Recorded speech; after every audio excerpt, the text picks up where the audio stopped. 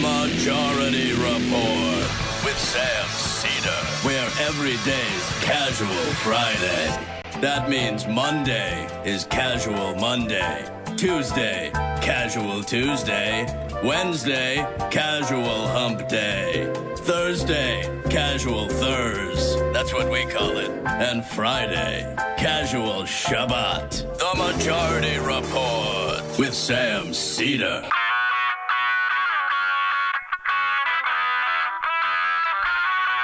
It is Friday, November 8th, 2019. My name is Sam Seder. This is the 5-time award-winning Majority Report. We are broadcasting live steps from the industrially ravaged Gowanus Canal in the heartland of America, downtown Brooklyn, USA. On the program today, Alex Pareene from the New Republic will be in studio with us.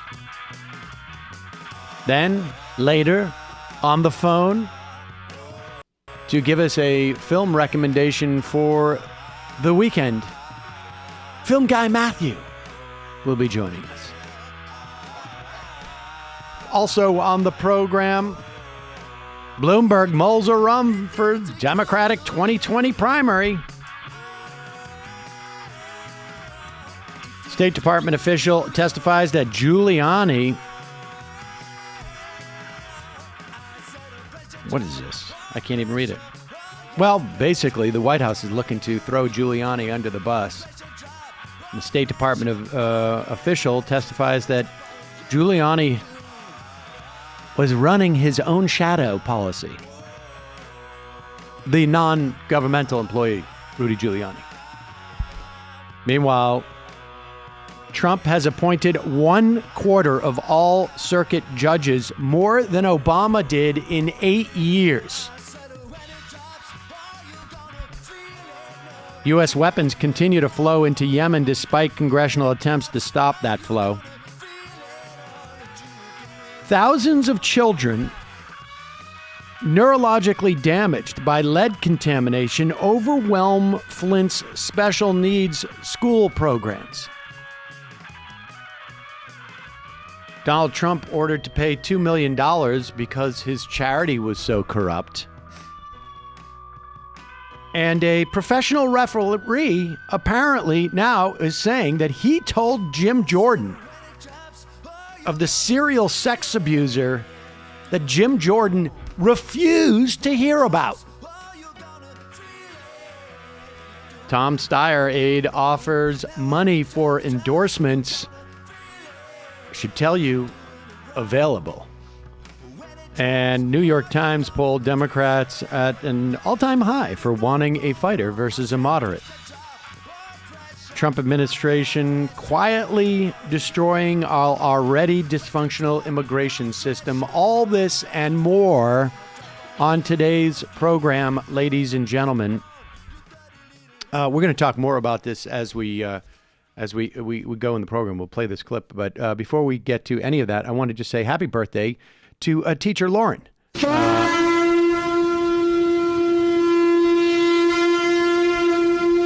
Longtime listener of this program. Pleasure to have you with us today. Folks, house cleaning, sign up for the AM Quickie. It is available now at amquickie.com, or you can find it on the Majority app. Go to majorityapp.com if you want to grab the app. We have been updating the app furiously. Kyle has been working overtime on this. And all the features that you loved in the past versions of the app and more are now in the app. So if you have the app, update the app. If you don't have the app, I don't know what's wrong with you. It's free. It's free. Also, a reminder, this program relies on your support. You can become a member today at jointhemajorityreport.com.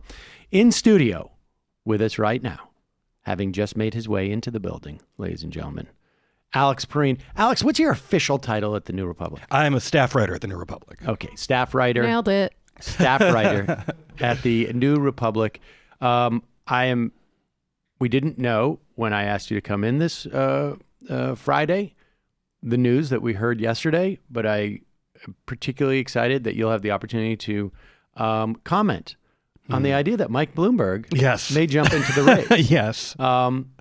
It actually, it's highly.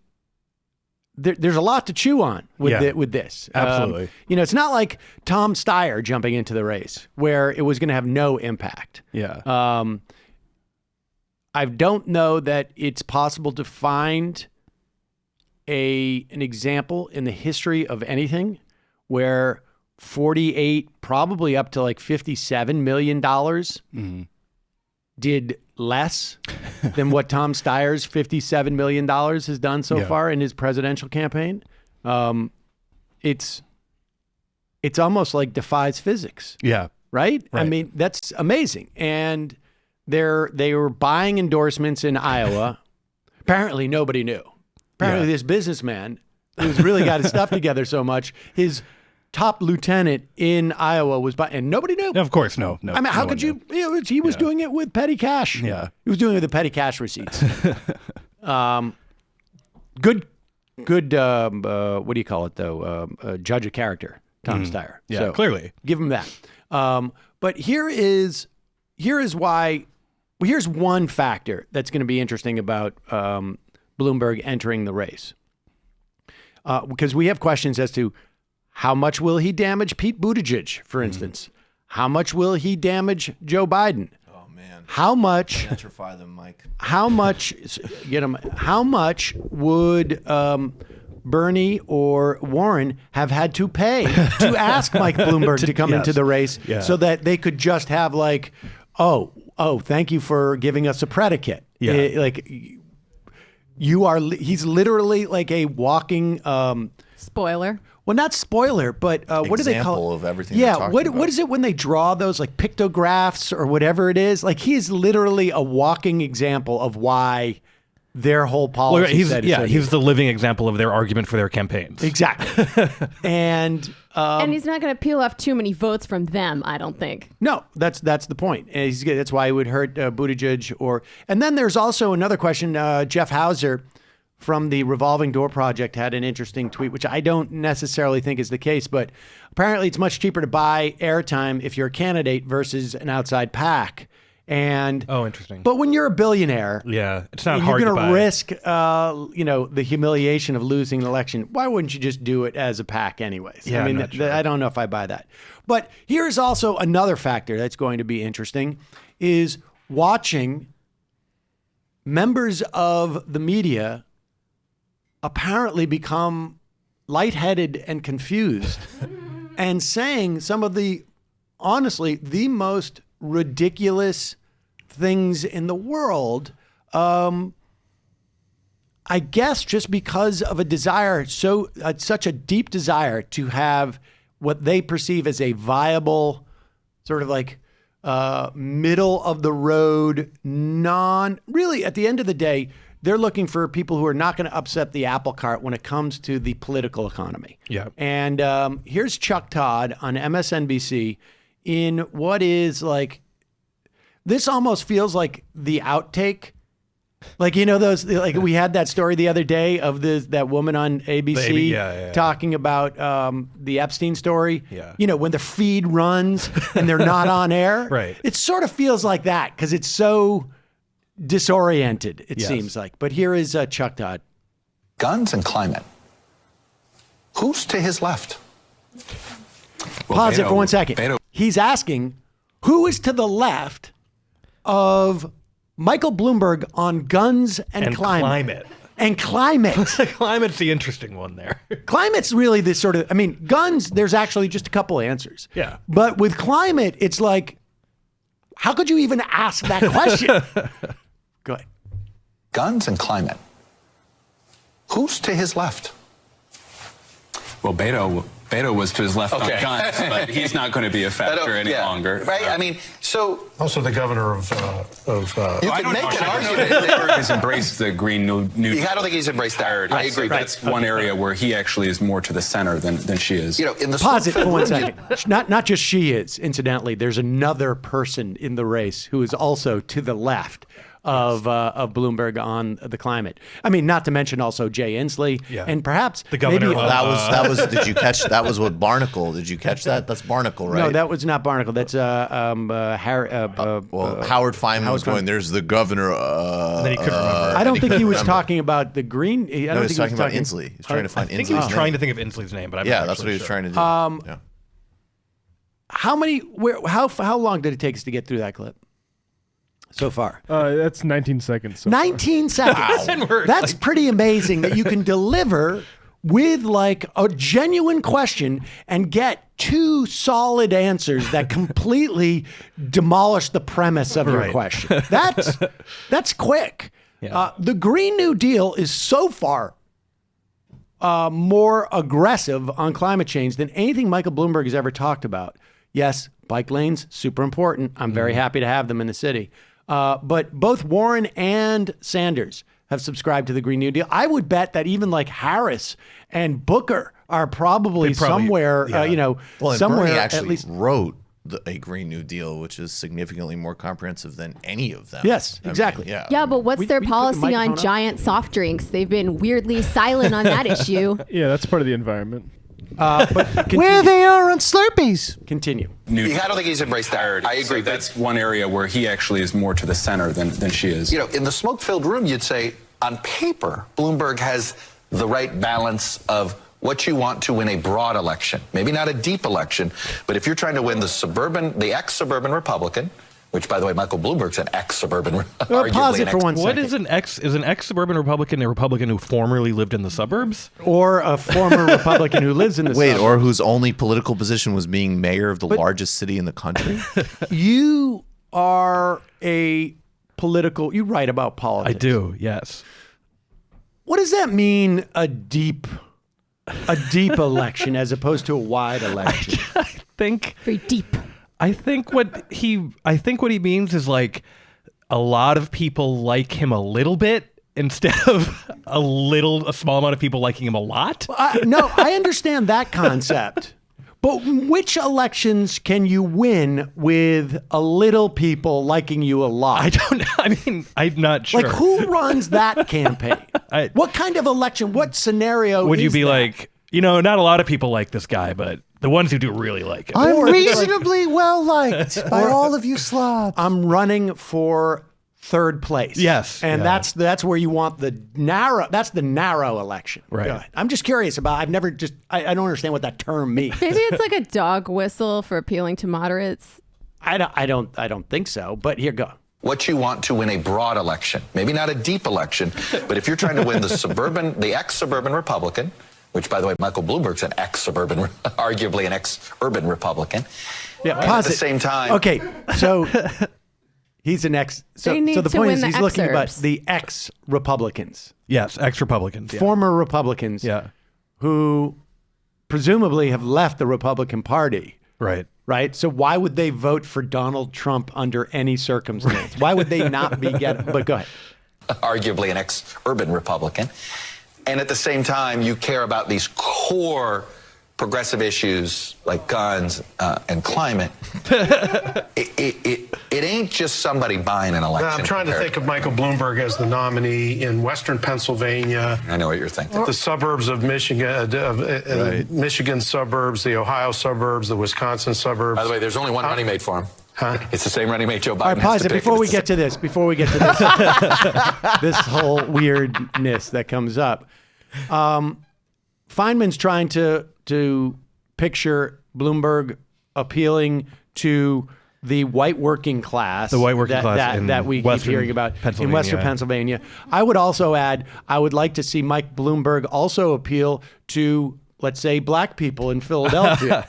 Would be hard to imagine. Or for that matter, black people in Milwaukee, Black people- or white working class people in the outer Wisconsin counties, or black people in Michigan, or white people in Michigan. Yeah, I was gonna say, yeah. Or while we're at it, like who Let's is go Mike specific Bloomberg to going his to example. appeal to? Maybe Florida. What about Arab people in Michigan and Muslim people in Michigan? I mean, That may we're also be a talking about problem. like another additional layer in like the one state where it's like, oh, on top of his general mass non-appeal to African Americans and working people of every background, we also have a guy who presided over like basically CIA mass surveillance of like a key demographic in a pivotal swing state. I mean, if anything, he'd help this like broad multiracial working class coalition unite in hatred of him. I mean, this is, but just like this type of analysis. Now, on some level, I have mixed feelings about this because I think that he really is going to. It's a bizarre play on his part unless he thinks he's setting up maybe some type of third party run. Yeah. If like a Warren or a Sanders wins, but beyond that, he's almost, it seems to me, like going to cut in to parts of Biden and to the white, whatever is there for Buttigieg. Yeah. Because those are the only people who even know him. Right. That's exactly right. People don't know who Mike Bloomberg is across the country. Like Rudy Giuliani, when he was mayor of New York, the America's mayor, he was America's mayor. He couldn't even get out of New Hampshire. Here is Chuck Todd now basically just throwing this out. I mean, I think he's right, but it's just a weird sort of like, here's a guy who's never going to win, but here's who he would need for his vice president nominee. Trying to think of Michael Bloomberg as the nominee in Western Pennsylvania. I know what you're thinking. The suburbs of Michigan, the Michigan suburbs, the Ohio suburbs, the Wisconsin suburbs. By the way, there's only one running mate for him. Huh? It's the same running mate Joe Biden has to pick, and it's the same running mate Pete Buttigieg has to pick. It's Stacey Abrams, by the way. Like, there's nobody else that Bloomberg can match up with if he someone got this nomination than Stacey Abrams. Sure. Why? Yes. I think he has to have a person of color. I think he needs a diversity on the ticket. Person of color, no? I'm just trying to think of pause. No, wait a second. I want to go back here. Now, do you see what just happened here? I mean, this is what's so weird about what's going on here. Like, I'm actually genuinely concerned for Chuck Todd here because he's laying out every single one of his premises has been shot down throughout this entire thing. Yeah. And as Feynman is basically saying, I can't come up with a single element of the Democratic Party that's going to vote for Mike Bloomberg. Yeah. Like, I'm going around to just about every sort of key demographic, and I can't even imagine. And so Todd doesn't even want to hear that. He immediately goes to, I've got one that's going to win. It's Stacey Abrams. Now, just to give you a sense of how rudimentary this is, the idea that the Democrats would put up a ticket, regardless of who is at the top of that ticket, where the ticket does not reflect black people or brown people in this country is just absurd. Mm-hmm. Like if there's no amount of money that I would be willing to not willing to wager that the presidential ticket will reflect a gender and race diversity. Mm-hmm. I mean, you'd have to be an idiot not to do that, but he is really like, and then he just gets shot down. And you ever hear of a woman named Stacey Abrams? There's only one person of color in politics. I want you just to look at, and look, we've all been there. I have some sympathy for this because there's been times I've felt embarrassed when everything I said, everybody rejects. Mostly that happens at home. But watch Chuck Todd take a sip of water after Howard Feynman goes, why? Nobody else that Bloomberg can match up with if he someone got this nomination than Stacey Abrams. Why? Yes. I think he has to have a person of color. Huh? I think he needs a diversity on the ticket. Person of color, no? I don't know what he would need. I'm just trying to think of Bloomberg selling nationally in the nitty-gritty of the key swing places. Maybe he can. I didn't think New York mayor. But I didn't think New York City. Right. But I thought that was a problem for Trump. Like, I think we all thought New York City doesn't sell in America, and yet what were the two nominees? Well, Trump was the candidate. Trump was the candidate from The Apprentice. He wasn't the candidate from New York. I just think the New York and the guy that talks their language, which Michael Bloomberg doesn't. Right. No, but I do think that I don't. I don't think that's going to be as problematic. I think as it could have been Republicans, even a decade. No, Republicans are ready to hit him on the two issues you just said, right? Climate and guns. They're going to paint him as Elizabeth Warren. He is that extreme, is what they're going to say. Sure, but Elizabeth Warren's going to paint him as a closet right winger. So in some ways, he's going to be. He could be bookended well, maybe. Right, because as you know, your typical Republican voter listens to Elizabeth Warren Sam, for cues. Sam, you don't get it. He's gonna be. You don't understand. So the thing is, with Right here. Bloomberg, it'll be easy for Republicans to hate him, and it'll be easy for Democrats to hate him, and that's exactly where you want to be. That's the sweet spot. No, that's It's like, what- right where you want to be. What part aren't you getting? Everybody will detest him. And As I'm opposed excited. to depth, it's not even like it's not just not only not deep, Yeah. it's not just wide, it's actually transcendent. It floats over the electorate, and that's the way that he gets elected. It's So- like it's peak, I guess, like cable news brain to have thought it through by the end of the little segment there, to have been like, what you got to understand is that like this half of the voters will not like him, and the other half of the voters won't like him. That's why he's got a real shot. I think that the heartland is crying out to be lectured about gulpies. Folks, support for today's show comes from Mova Globes. As you can see, I've got two of them now, right? Wow. I know. I was supposed to bring this one to Saul, and I now am like starting to think like I sort of like having two on the desk. Mova Globes turn on their own, you with a base or without a base, doesn't matter. No batteries are needed, no cords, nothing like that. Instead, hidden magnets provide the movement. Gets a little bit hypnotic, folks. I gotta be honest with you. They have over 40 different designs, including world maps, outer space, famous artworks. There's something for everybody. The outer space collection I am holding here in my hand. Well, not the entire collection, just one of them. These feature graphics from NASA and JPL. I'm not sure what JPL stands for. I don't know what that is. But complete with planets, moons, asteroid, constellation designs. Great gift for the person who has everything, or for the person who doesn't have a globe, or the person who loves globes. You could have a ton of globes, and this would make an even better If you gift. had a ton of globes, you'd probably want more. JPL is the Jet Propulsion Laboratory. At There you NASA. go. Now, for me, I'm a big fan of the vintage maps. I have to say, this picture 1791. is going to get memed right here. Oh, yeah. Globe emoji. There's one that shows the 3 voyages of Captain James Cook.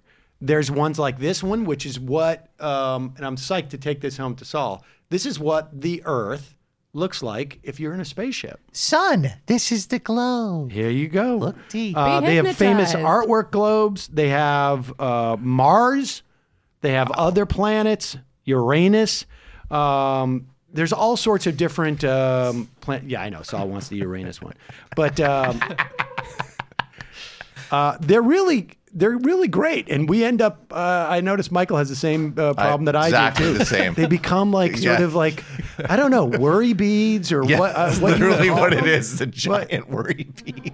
Movaglobes.com/majority. Head over there, use the code majority, get 10% off your purchase. That's Mova, MOVA, globes.com/majority. Use the code majority, get 10% off your purchase. I love Beautiful. these things. It's a really I mean, beautiful looking globe. I think if you check back on this show in about 4 years, I have a feeling there's going to be like 15 of these things right on the desk. Definitely. Really alienating all the flat earthers out there. Yeah, sorry about that, folks. I'm a flat earther and I appreciate it. Yeah, So you can- appreciate it. Yeah, with look me. at You this can appreciate it fictional aesthetically. I like it. representation of the Earth. I like it aesthetically. I mean, obviously, I know what the Earth is. I mean, I'm not an idiot, but I do like the aesthetics of it.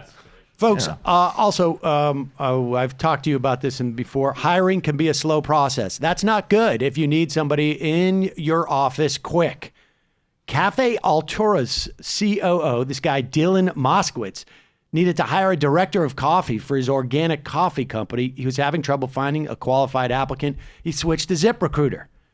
ZipRecruiter doesn't depend on candidates finding you. It finds them for you. Its technology identifies people with the right experience and invites them to apply to your job so you get qualified candidates fast. Dylan posted his job on ZipRecruiter, said he was impressed by how quickly he had great candidates apply. He also used ZipRecruiter's candidate rating feature to filter his applicants so he could focus on the most relevant ones. That's how Dylan found his new director of coffee in just a few days. Well, Dylan's got his story. I have mine. Brendan over there came through ZipRecruiter. Oh. Hi, Brendan. And we had so many qualified folks. I interviewed, I don't know, maybe a dozen people, all of whom I thought could have done the job. Not as well as Brendan, of course, but pretty close. And Brendan came to us through ZipRecruiter. It was the smartest thing I feel like I've done on a business level, arguably ever. Wow. Well, I just, Wow. it was easy. Like, other hires came through Craigslist, and that was always not successful, I will say. And it's hard to organize it. This organizes it for you. It allows you to rate it. Also allows you to bank for future hires.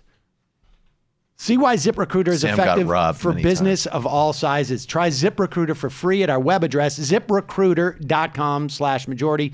That's ZipRecruiter.com/majority. ZipRecruiter.com/majority. Yes, ZipRecruiter, the smartest way to hire. And lastly, one of today's sponsors is BetterHelp.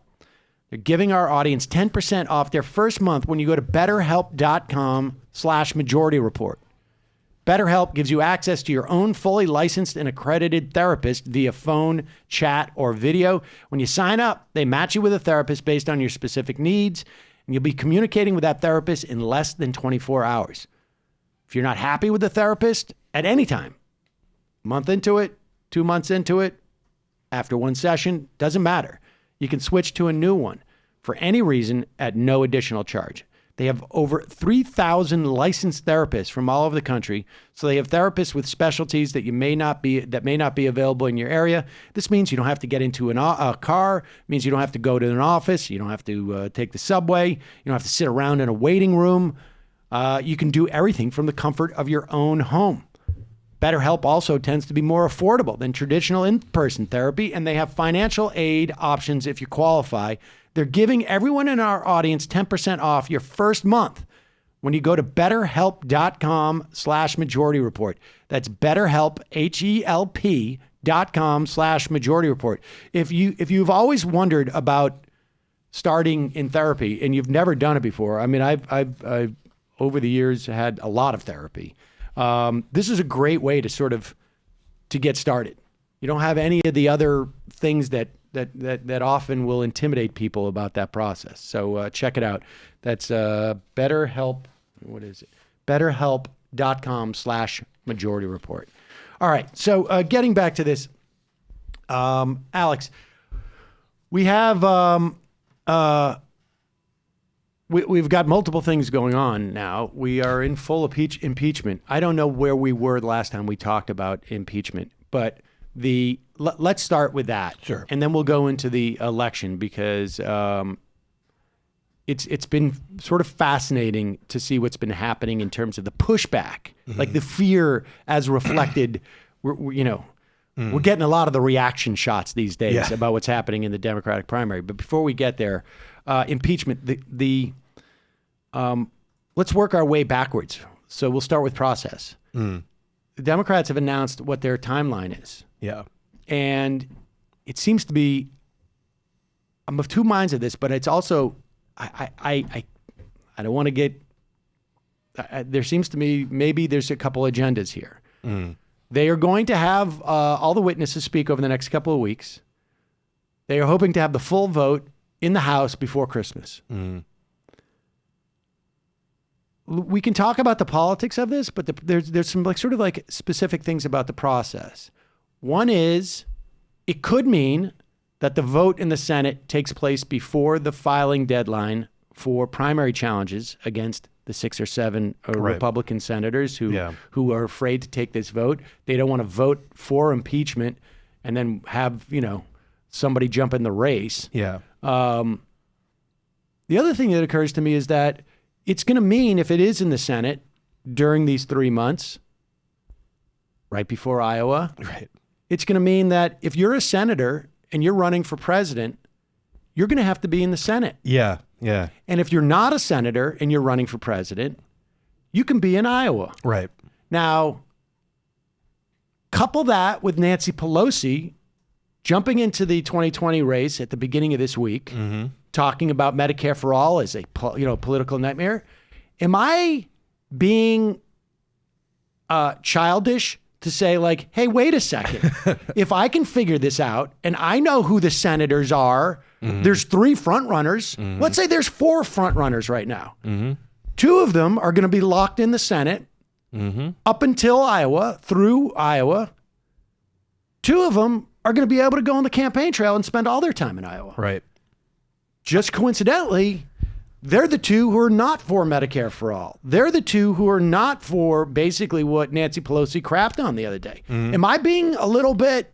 I think that's. I think it's obvious that the timeline is being done for political reasons and not because it's what the sort of information dictates or what the actual sort of case dictates. I think that it's clearly a political timeline. Well, I have no problem with that. Right. Yeah. It's so just like, what is what the, end? Right. What is the political agenda? Yes. Is what is bothering me. Yeah. Yeah. And I mean, it will, like, when it goes, I guess the question is, like, I don't know. I mean, I still don't know what it's going to look like in the Senate, what McConnell's going to do. Because it is like, how long will it last in the Senate? How long is he going to let this trial go on in the Senate? It's an interesting question. I would think McConnell would say, like, let's do this quick. For what I it's want to worth, get if it's Bernie. quick, it could be a campaign highlight reel for both of them. Like, for any of them in the Senate, right? Like, if it's quick, on the other, I mean, it's bad they're not in Iowa. But on the other hand, they'll be on TV every day. Excoriating Trump on TV every day is not exactly bad for you if you're running in a Democratic primary. That's true, but the value of being on the ground in Iowa in the run up to Iowa is huge. Yes. And especially for like a sort of populist campaign like Sanders's. Of course. Yeah, exactly. And you're also absent. So, we're here at the Iowa blankety blank picnic, and here's Pete Buttigieg. Where's everybody else? Yeah. It's just Joe Biden. I love being here, eating cotton candy, explaining why you shouldn't have health care. Like, it seems to me, and of course, this is all political, right? Like, there's nothing, and it should be political. Well, obviously, yeah. They should make the decision, like, this is helpful to Democrats. Let's look at other stuff. You know, there's a story on the margins about other whistleblowers. I don't know if this is true. There's a story on the margin about Jared Kushner involving the Saudi Arabia. I don't know if it's true because I haven't seen it really anywhere that I think like has provided enough support. But it's hard. You mean around Khashoggi? Yes. Yeah. It's hard for me to imagine that this was just the one time that like Trump didn't play by the rules. Yeah, right. Right. And this is, I mean, my thing with the timeline is if you want to do this narrowly, they could have already had the vote in the House because we already know on this one thing they're investigating, we know the facts. Right. But what keeps happening is that they keep uncovering additional things and then just sort of like moving on or like not getting to the bottom of them. Right. Every new piece of evidence that edifies the last piece of evidence is actually functioning to diminish the relevance of the earlier evidence, which was an indictment in of itself. Right. Right. So, I mean, my what I sort of wanted from the beginning was to just sort of dig into everything and just like, because I just don't think that there's not going to be an appetite for it after this process is done. And this is the time now when you actually are like justified in pulling all these threads because they're not going to go back to them when the election's in full swing. Right. So like whatever, like the supposed IRS whistleblower, I don't know what's going on with that. Like these other calls that were like locked in the secret vault, like are they going to follow up on that? Like I'm not sure. But they're barreling towards this close. And to me, it's like, if you were going to do just about the Ukraine call and quid pro quo, you had the evidence on that day one. So I don't know. The only thing I could say, like, that undercuts my theory about, or could cut the other way with my theory about, taking them off the table in Iowa. Yeah. Because I think that, look, if Joe Biden was to win Iowa, I think it would be very difficult for Sanders or Warren to win this primary. I think so. Because, I think Iowa is crucial to Biden. And I think if Biden comes in third in Iowa and in New Hampshire, I think that's going to undercut him dramatically. Yep. And if he comes in fourth in one of those states, he's done. Yeah. He can go to South Carolina, but who cares? Right. It's because it's just going to be a measure of how much he's lost support. Yeah. It's not going to go up. And so, but if Biden wins in Iowa, or comes in second in Iowa, I think that that would be a huge it would be really hard win for him. Yeah. Now, with that said, you still have the same problem if the trial starts in March. Sure, yeah. They're going to be locked in the Senate. You're not going to go to Super Tuesday. You're not going to be able to campaign. I mean, so maybe there is pressure on Pelosi to try and wrap this up even before Iowa. And maybe the bet is that McConnell is perfectly happy to see Warren and Bernie win in Iowa as opposed to Biden. Yeah. There's no reason why he would subscribe to the notion that I was reading Eric Levitt's piece. Exactly. We should slow walk this. Exactly. I think Democratic voters are ready for. I was listening to all of this bickering, and I think Sam Ceder's out of touch with the modern electorate. Exactly. Better slow walk so it's quite possible he'll rush it through too. I mean, I don't know why they would linger. And I guess Roberts will technically be running it too. Yes. And the question, then will be will Roberts now we move on to the phase of Hunter Biden in the case. He should be impeached. He should be impeached. If we're gonna have an impeachment, let's have a fair impeachment. What is your sense of what's happening now? How do you think that the Republicans are doing in terms of their pushback on this? I don't know. The Republicans, it's funny because I think the ones who actually have some exposure to reality are kind of panicky, but there's so many of them don't have any exposure to reality. And I feel like they're, the sort of sense that there's a sense that sort of pundits get sometimes that Republicans also share that all news is good news for Trump. And I don't know. I think you see some of that. But there's definitely I do wonder how many Republican senators are legitimately waffling on this because they've caved on just about everything else, if you couldn't get anyone to vote, I don't know. I guess it's different from the Kavanaugh vote because that was actually a tangible win for them. So this is not you're not getting a win by sort of protecting Trump in that sense. But I'm not sure that Well, you're avoiding Trump. I mean, here's the thing: is that if Trump was not a child, he would say, "Susan, I understand. Yeah, you're facing a tough election. Go ahead. I want to own the Senate if we get reelected. And Cory Gardner, look, you're a good guy." Sort of a girl name, but Wouldn't it be funny if he said that? But I think they legitimately, and I think with reason, I think Susan Collins is worried that if she votes for impeachment, then Trump is going to campaign against her. Yeah. No, you got that really. LaBarge is right there. LePage. Yeah. And he is not only is he absolutely insane. He's one of these guys between him and Arpaio, they're sort of the Trump prototypes. Right.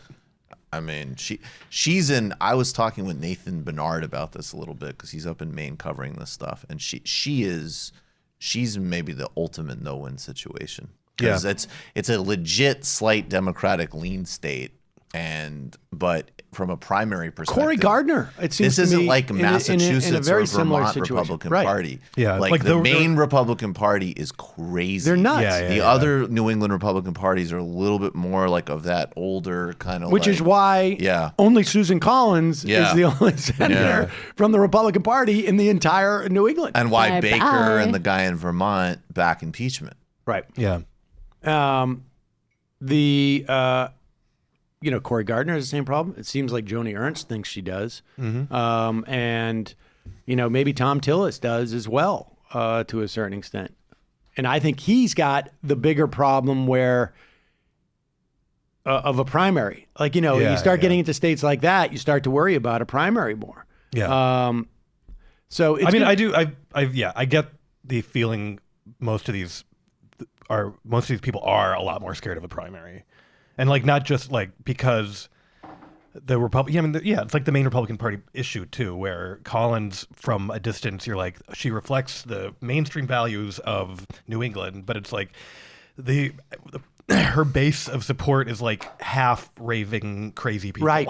And it's enough to. So she can go to general election and go, you may have disagreed with me, but I represent blah blah in the Republican Party. They're going to be like, she's a communist. Yeah. Right. We didn't realize she's actually a Muslim Black Panther, and we didn't know that. We'd suspected it. Let's watch this clip from Fox and Friends since we're talking about impeachment, and then we will move on to sort of the race after. Maybe we'll do a couple of impeachment stuff just to get a sense of it. Oh, this is great. So Mark Levin has a very specific take on impeachment. He is I don't know. He has a Sunday night show on Fox. He also has that he is partners in the Blaze, Dave Rubin's Blaze, and. Here is Mark Levin. Mark Levin featured on Fox and Friends. I just love it when the Fox and Friends guys are like, that guy's really crazy. Here we go.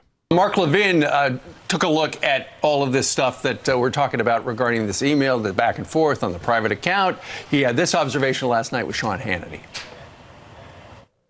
Who's ever heard of a whistleblower who is someone who's backed by the establishment? Normally you have a whistleblower who's challenging the establishment, challenging the system. You have the entire establishment, the media, the Democrat Party, part of the Republican Party in the Senate, backing a whistleblower. I've really never seen anything like this. It's really bizarre. The reason you have whistleblower protections is because the whistleblower is going against the system. In this case, we have the president going against the system and the whistleblower going against the president of the United States. I thought about it like that. It's a great way to put it. Maybe the actual whistleblower is the president of the United States who went to Washington, D.C. to disrupt the status quo in the establishment. Well, he's a disruptor, but maybe he's blowing the whistle on all of Washington. On himself. Exactly. Maybe this is all a time simulation. Maybe we're in an alien's imagination and I'm blowing the whistle on the whole situation. I'm blowing the whistle on you. Yeah, exactly. Isn't this QAnon? I'm the whistleblower. Yeah. Isn't that what basically the structure of QAnon is? Yeah. That Trump is in there and he's just like, everything he's doing and the entire Mueller investigation was just to smoke out Hillary. And I mean, that's the idea that you can't be a whistleblower if you're blowing the whistle on the president of the United States. Because you're not the establishment, you're the establishment. Yeah, because the White House is against the establishment. Because the whistleblower is against the White House. It's difficult. The White House is Rebel HQ. Rebel HQ. You know how disgusting it's been to pretend to be associated with the mafia and take bribes? I've had to pretend to be corrupt for so many years so I can finally blow the whistle. We should say that the CIA chief was also picked by Donald Trump. Right. Following in the footsteps of the other CIA chief that he picked. But she was involved in torture, and we're going to need to expose that. Can't trust the CIA. So yes, Rasta didn't work for the CIA. I mean, this is what they're doing. I don't think it has much relevance. I mean, that's my sense is with impeachment at the end of the day is that like none of these details matter at this point. Right. Like as we've gotten to the point where the Democrats can sell it to the mainstream media. Yeah. Which was the biggest hurdle in my mind. Right. Because nothing else beyond that, I don't think the voter is going to go into the booth really worried about the details of impeachment. It is he was impeached, and it gives them a very clear, and the opponents of any Republican who voted for impeachment, a very clear marker. Mm-hmm. You are with Donald Trump. It doesn't even matter like what policy divergences you have. Like when push came to shove, you protected Trump. Yeah. And that's all it's going to end up being. It's going to be far more relevant in these senatorial races and these House races than the actual, I think, general election. I don't think Joe Biden or Bernie Sanders or Elizabeth Warren or Pete Buttigieg or Michael Bloomberg, as the Democratic nominee, are going to get up there and go like, "You're impeached."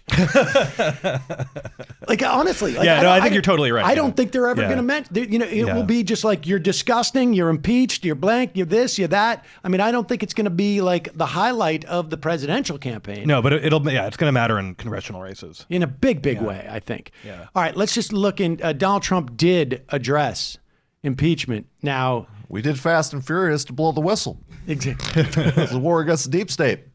Exactly, Rachel. That's what Rachel was saying. And by the way, I thought it was a tremendous point.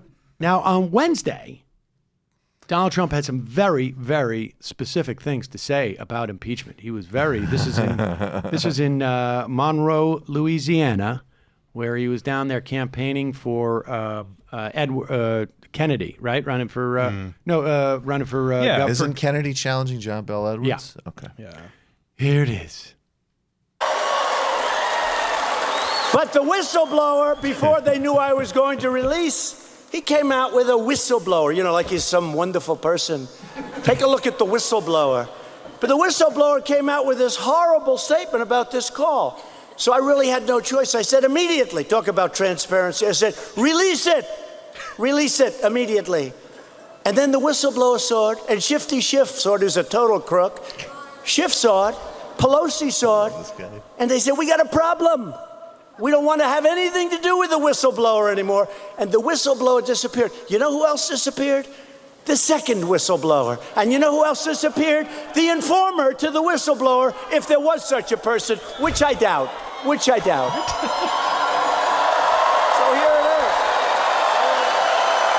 is. It just came out. It's a disgrace.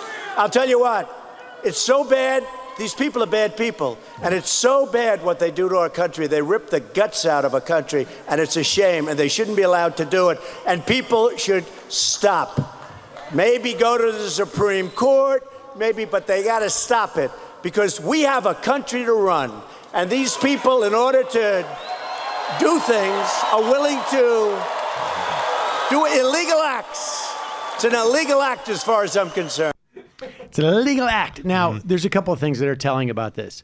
You will notice that people behind him are not wearing T-shirts that say, read the transcript, like he had earlier in the week, because he found out like that's a little bit of a dud. Right.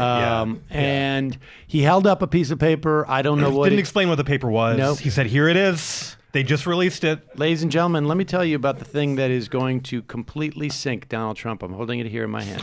Now, they should stop it, maybe go to the Supreme Court. People should do things illegal act. Illegal act. It is ripping out the guts of our country. But by Friday, he seemed a little bit like maybe slightly different medication. I'm not concerned about anything. The testimony has all been fine. I mean, for the most part, I never even heard of these people. I have no idea who they are. They're some very fine people. You have some never-Trumpers. It seems that nobody has any first-hand knowledge. There is no first-hand knowledge. Now, of course, there's multiple people with first-hand knowledge. And to the extent that he's not aware of like who Bill Taylor is, maybe that's because they were running a shadow operation in terms of their diplomacy with Ukraine that he wasn't aware of. Like, wait a second, you let Serpico on the team?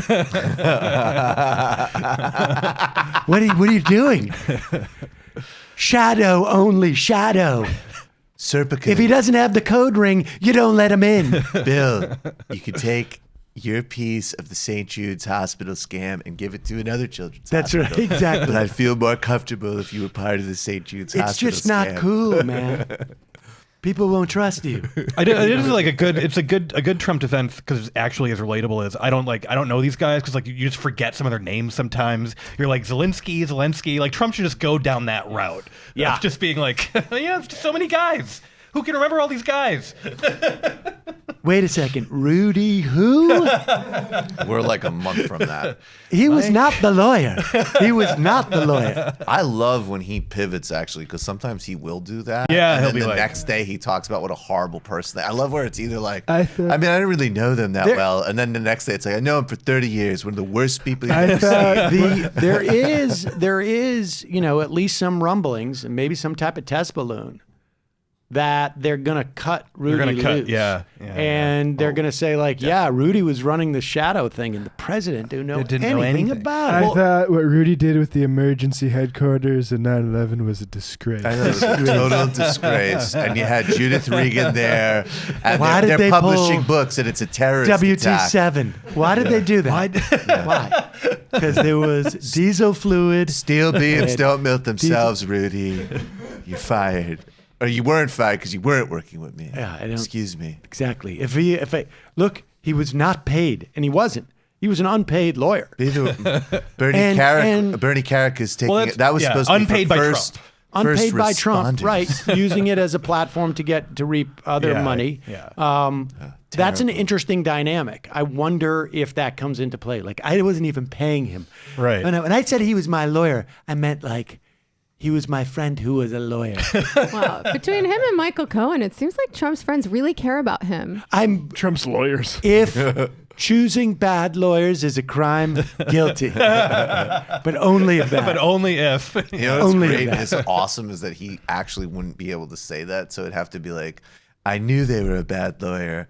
And they're terrible, but I'm such a good friend that I felt bad for them. Right. And so I get punished for all the good deeds I do. Never let a good deed go unpunished. Right, exactly. I said, Try to be a good friend. Yeah. Rudy's down on his luck. He's pathetic. It's sad. He actually was a terrible mayor. He asked for an unpaid internship. I said, okay, because I'm a great friend. Chris Christie And told now me to I'm in hire trouble. him. Yeah. All right, let's talk about the 2020 election. The one thing, I mean, Sanders' campaign seems to be basically just rolling along, gaining to some extent. Really, the only person who seems to be moving up in any type of like it's not a straight shot up. Yeah, but it's like an airplane taking off a little bit, not a rocket. But nobody seems to be, Biden seems to be sort of just slowly leaking oil as he has been since for months. Warren seems to be sort of like going through a little bit of turbulence. Yeah, she's been sort of up and down, I feel like. But hanging in there, doing well.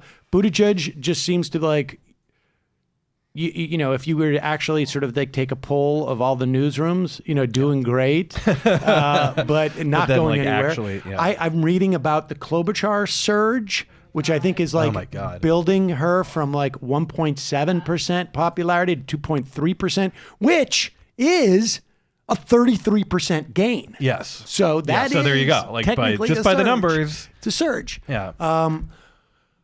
But if Bloomberg jumps into the race, I don't see how this hurts anybody but Biden and Buttigieg. No, I mean, so Bloomberg, if he's doing this, I sort of can't believe he is. I can talk about this for the rest of the day too, because it's so weird. He's had a lot of opportunities to run, and he's surrounded by people who've been telling him to run for years. And at the last minute, every single time, he like looks at the map, and he's not an idiot. He looks at the map and he says, I can't win this. That's either as a third party and certainly not in a Democratic primary. He never even tried to run in a Democratic primary here in New York. And his support, like, the people he's going to take from, his support here in New York depended on Republican voters, first of all. There are no Republican voters in Democratic primaries. Correct. His support depended on Republican voters, and it depended on basically well-off whites. We have a candidate, maybe two candidates, for moderate well-off whites. He's going to take from them. Honestly, for you've laid it out, and it is completely baffling. Like, I mean, because there's no reason why his ego is any greater now than it was 6 months ago. Could it be just a sense of mortality, though? It's his last chance to do it. Yeah, but he was aware of this 6 months ago. I mean, the other thing is that so what it means now is it's an expression of concern about Biden's viability. Yeah. That's the thing, is that I honestly, if I was Michael Bloomberg and I secretly wanted Warren or Bernie to win, yeah, this is exactly what I would do. Sure. Yeah. I would come in, allow all the stories of like, why is Bloomberg jumping in? He said before he had already swallowed his ego, so it can't be ego. It's that he's panicked about Biden. And then if I actually admit, I don't even have to go in the race. I like just making the leak that they had the other day is enough to take a point or two away from Biden, it seems to me. Yeah. And also Buttigieg, right? Because it's just basically saying like I'm judging these two are not viable. Yeah. If he gets into the race, he's going to certainly hurt them even more. Yeah. And he can't, like, it doesn't even make sense for him to be a stalking horse. Like, remember Fred Thompson going into South Carolina to protect McCain? Yeah, exactly. Because he said, like, if I can go in there, I'm going to split the vote between, I can't remember who was running against McCain at that point in 2008, but no one was going to come out with a decisive victory in South Carolina because Fred Thompson was in there. Yeah.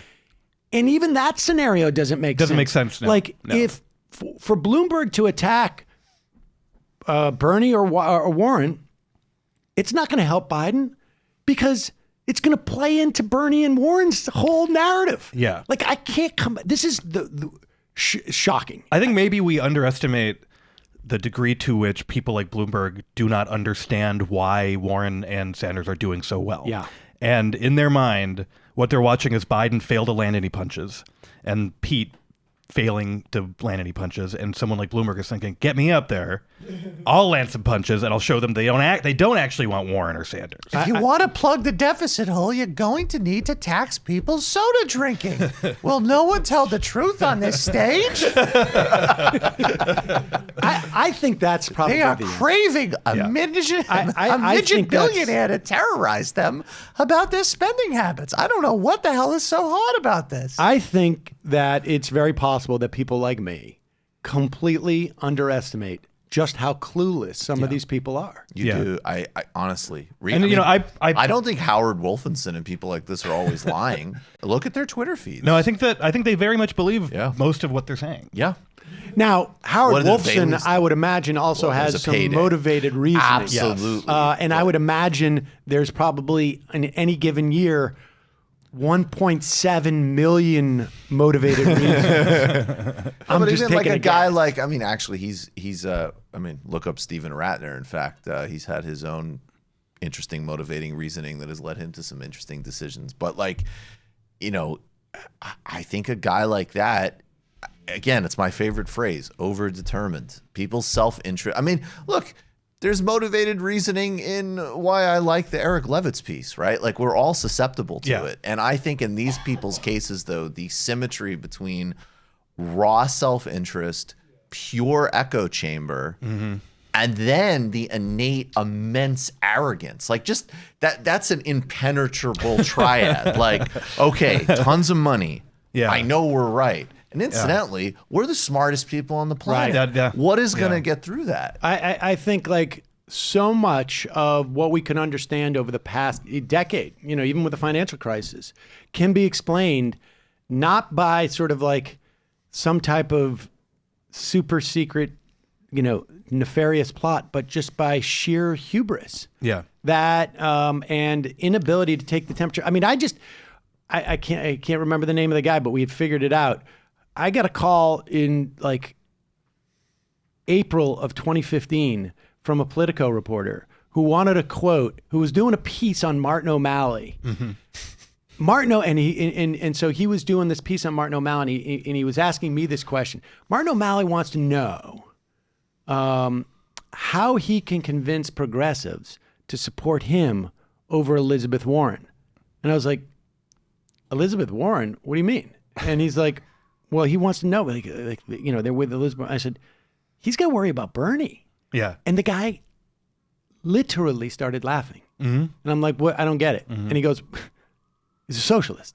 And I'm like, I know, but Bernie's got a tremendous amount of energy that is behind him. And he's like, well, okay, whatever.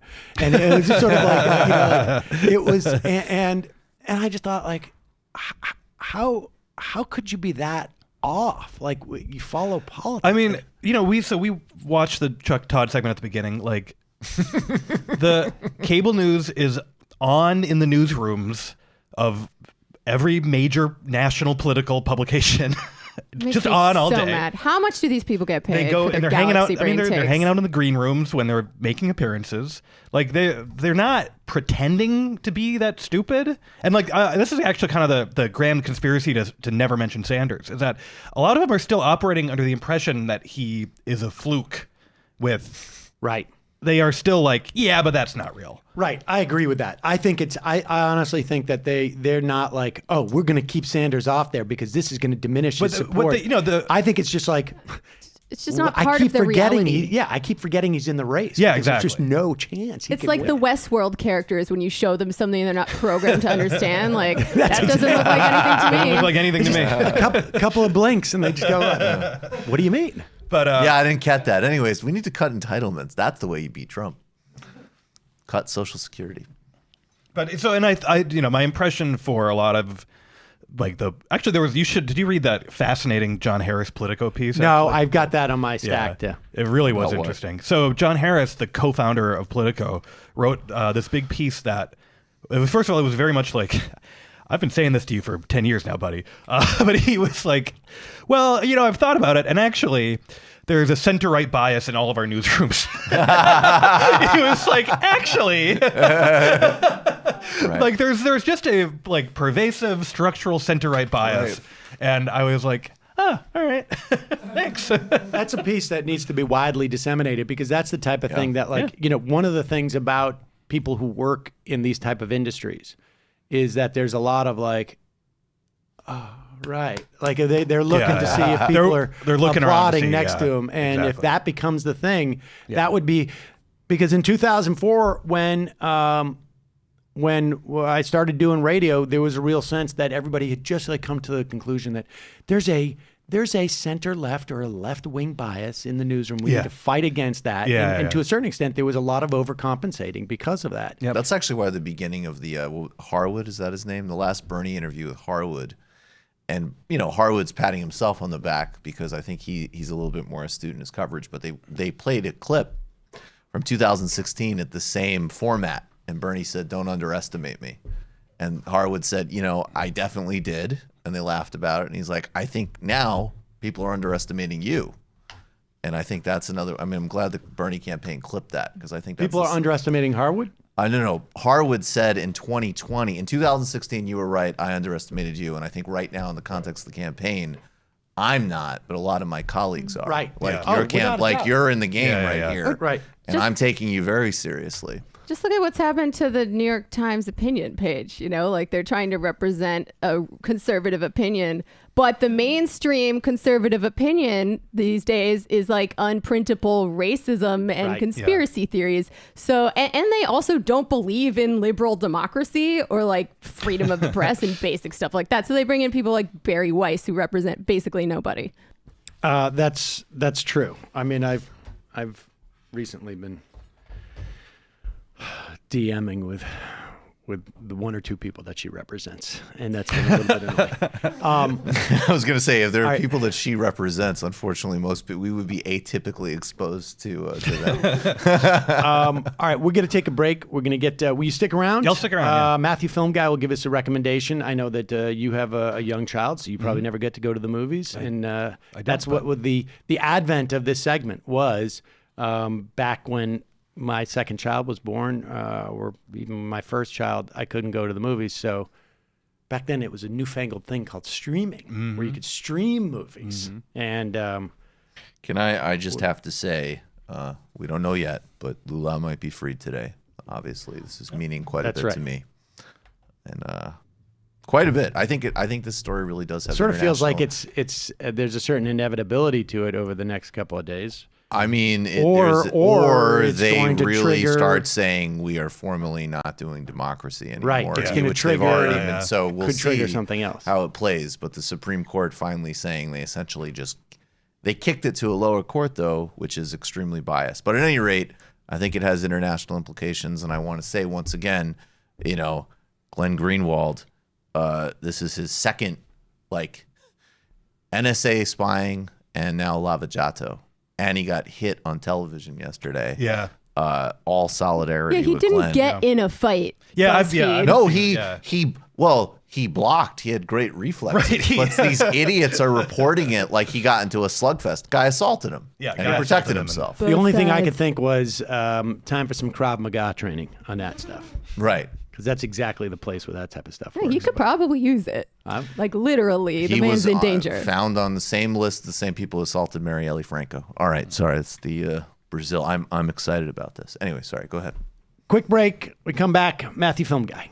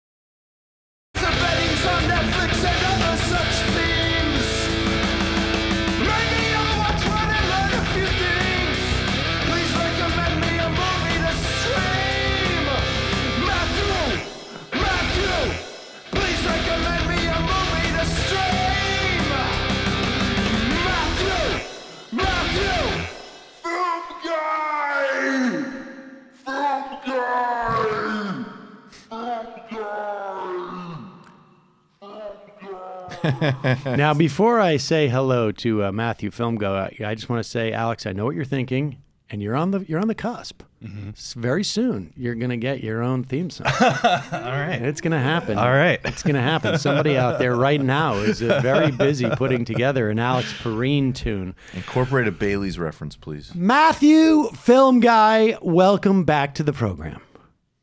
Hey, Sam. Hey, everybody. Good to talk to all my fellow PMCs.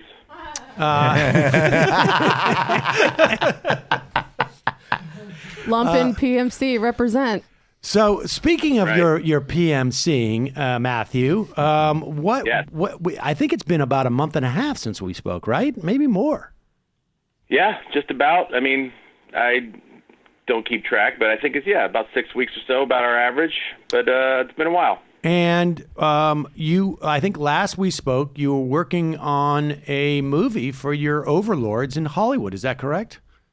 That is correct. My overlords in Hollywood or Indiewood. But I'm still on that. We're getting towards the end of a really intense process, trying to get it out the door for festivals and whatnot. and it's been great. It's been really a dream come true. The movie, by the way, is called Black Bear, and you can look for it hopefully next year. How about directed by Lawrence Levine? Yeah, starring Aubrey Plaza, Christopher Abbott, and Sarah Gadon. All right, That's my plug. No, I know the words Black Bear. Everything else I didn't know, but I am obviously highly uneducated when it comes to actors. Oh, you've never watched Parks and Recreation? I would think that you would like that show. No, I know. I have friends on that show. I didn't catch it. It's not on anymore, right? No, but you can still watch it. It's about local government. Right. It's the one with Amy Poehler, and sometimes Glazer shows up on that show, and There's a lovable libertarian. You'd love it. No, I know. You would think it would be something I would like, but half-hour comedies, I can't. They're just not funny. I can't do it. I can't do it anymore. There's actually one half-hour comedy. I know I mentioned it a lot, but Silicon Valley is genuinely pretty funny. Oh, it's so good. I need more narrative. I need more suspense just to keep me awake. But Matthew, tell us about this film. What is this film? It's kind of a meta thriller. It's got a kind of a high concept 2-part structure about a woman who goes to a retreat hosted by a couple that are going through some issues. And it's a little bit in the vein I remember of a movie like that. Wasn't it like Virginia Dan Woolf. Aykroyd in it? I can't remember what that was. Yeah, it was called Trading Places. No. Nothing But Trouble? Nothing But Trouble, I think it was, right? Where that couple on that retreat? It's a remake of Nothing But Trouble, basically. Yeah, that's right. Okay. Okay, Boomer. Anyway, no, but it's I don't want to give too much away, but it's definitely on the dramatic kind of art film side of the indie world, and it's a kind of something different for Aubrey Plaza, but she's really good in it. And Chris Abbott, you might know from Girls. He was one of the stars of Girls in the early seasons, and he's in the new Catch-22 TV series. I don't know if you've caught that, Sam, remake the 70s movie. Now, this is a big deal for you, isn't it? I mean, this is the, besides A Bad Situationist, this is the most prominent project you've ever worked on. I mean, it's so close, but I think just by a hair, yes, you're right. Congratulations. It's you're Thank you. Well earned. No, I'm excited. I'm excited. Yeah, it's definitely doing what I wanted to be doing for my entire career. And now that you're not making movies, I got to go somewhere else. No, I understand. What is your just out of curiosity? What is your footage? What's your ratio? What was the shoot ratio on this? I mean, we had a pretty tight sort of shooting schedule, but it was like a lot of long takes. Again, it's in that kind of like one location actors kind of Who's Afraid of Virginia Woolf sort of scenario. So we did a lot of long takes. So it was actually rather high for the movie that we actually have. I don't know. I don't have the numbers in front of me, but several hours to boil it down to about a 100-minute film. Okay, several hours. I don't know how to. Yeah. I didn't know there was going to be math today. Were you on set? Were you on set? Give people. Actually was. I was cutting dailies and syncing stuff, and I was sort of my own assistant while they were there, and I helped with some. We were able to do some reshoots and stuff while I was there due to some of the assemblies I was putting together. So, yeah, I was upstate in that cabin I may have mentioned the last time I was there with you. And what? Give us what's the budget of this film? Over $100,000, under $100 million. Fair enough. Okay, I understand. People got to play this close to the vest because when you go to the festivals, you want to be able to get a high number, and you don't want to make it seem like you don't want to give a sense to, I don't know who's buying movies. Certainly not Harvey Weinstein anymore. But Amazon, Netflix, A24. There's a lot of good places Did still you see out that there. Netflix took down, what's that guy's name? Hassan Minhaj. They took down a segment he did on Saudi that the Saudis had complained about. Yeah. And I saw that. Statement from Netflix sketchy. was, we're not really in the truth to power business. I mean, it's absolutely true. It's 100% true. That is, that was one of the most transparent comments I've seen from corporate America. That's the second best thing they could have done. Right. Right. It's like at the very least, we'll give you some YouTube content. Right. Out of that statement. Exactly. So, and Matthew, just give people a little bit of sense, because I don't know if people have a real sense of like what happens on a movie set. So you go up there now, and one of the things that's great about digital video as a filmmaking tool is that the editor can be logging while the shoot is there and give the director the benefit of knowing that, like, hey, you missed this coverage here, or this take doesn't work, or something. Explain that to people. Well, basically, there's a role on the set now. Instead of just your normal ACs, there's someone called the DIT. It's like the Digital Information Technician, and they're taking the cards and loading them into the computer and giving them to the editor that night. Basically, they were shooting all night, overnights, and I would wake up in the morning and I'd have several terabytes of stuff to start going through and syncing and starting to make assemblies of. So, yeah, we were able to really benefit from that by getting in there and reshooting sometimes some pickups, sometimes some actual whole entire scenes, and then sometimes as again, this is indie film, so we were on a kind of a tight schedule, but since we didn't have rehearsal time, it allowed us to actually start to discover stuff as we were shooting, and we put something together and say, well, maybe it needs to go more in this direction, and they would go back, since it was like a one-set kind of location, we were able to just pick stuff up as we went along, and I think the movie was definitely made better for that, having that flexibility. Now, have they come up with a cloud-based solution for script supervision and going to the editors? Because it seems to me that's what needs to happen. Yeah, well, on the big, really big budget movies, we didn't have this, unfortunately. But on the big budget movies, they actually have software that will like sync to the script, so you'll be able to like find lines within the footage and things like that. So yeah, it's really become an amazing level of sort of like astronaut level technology to be able to edit a film.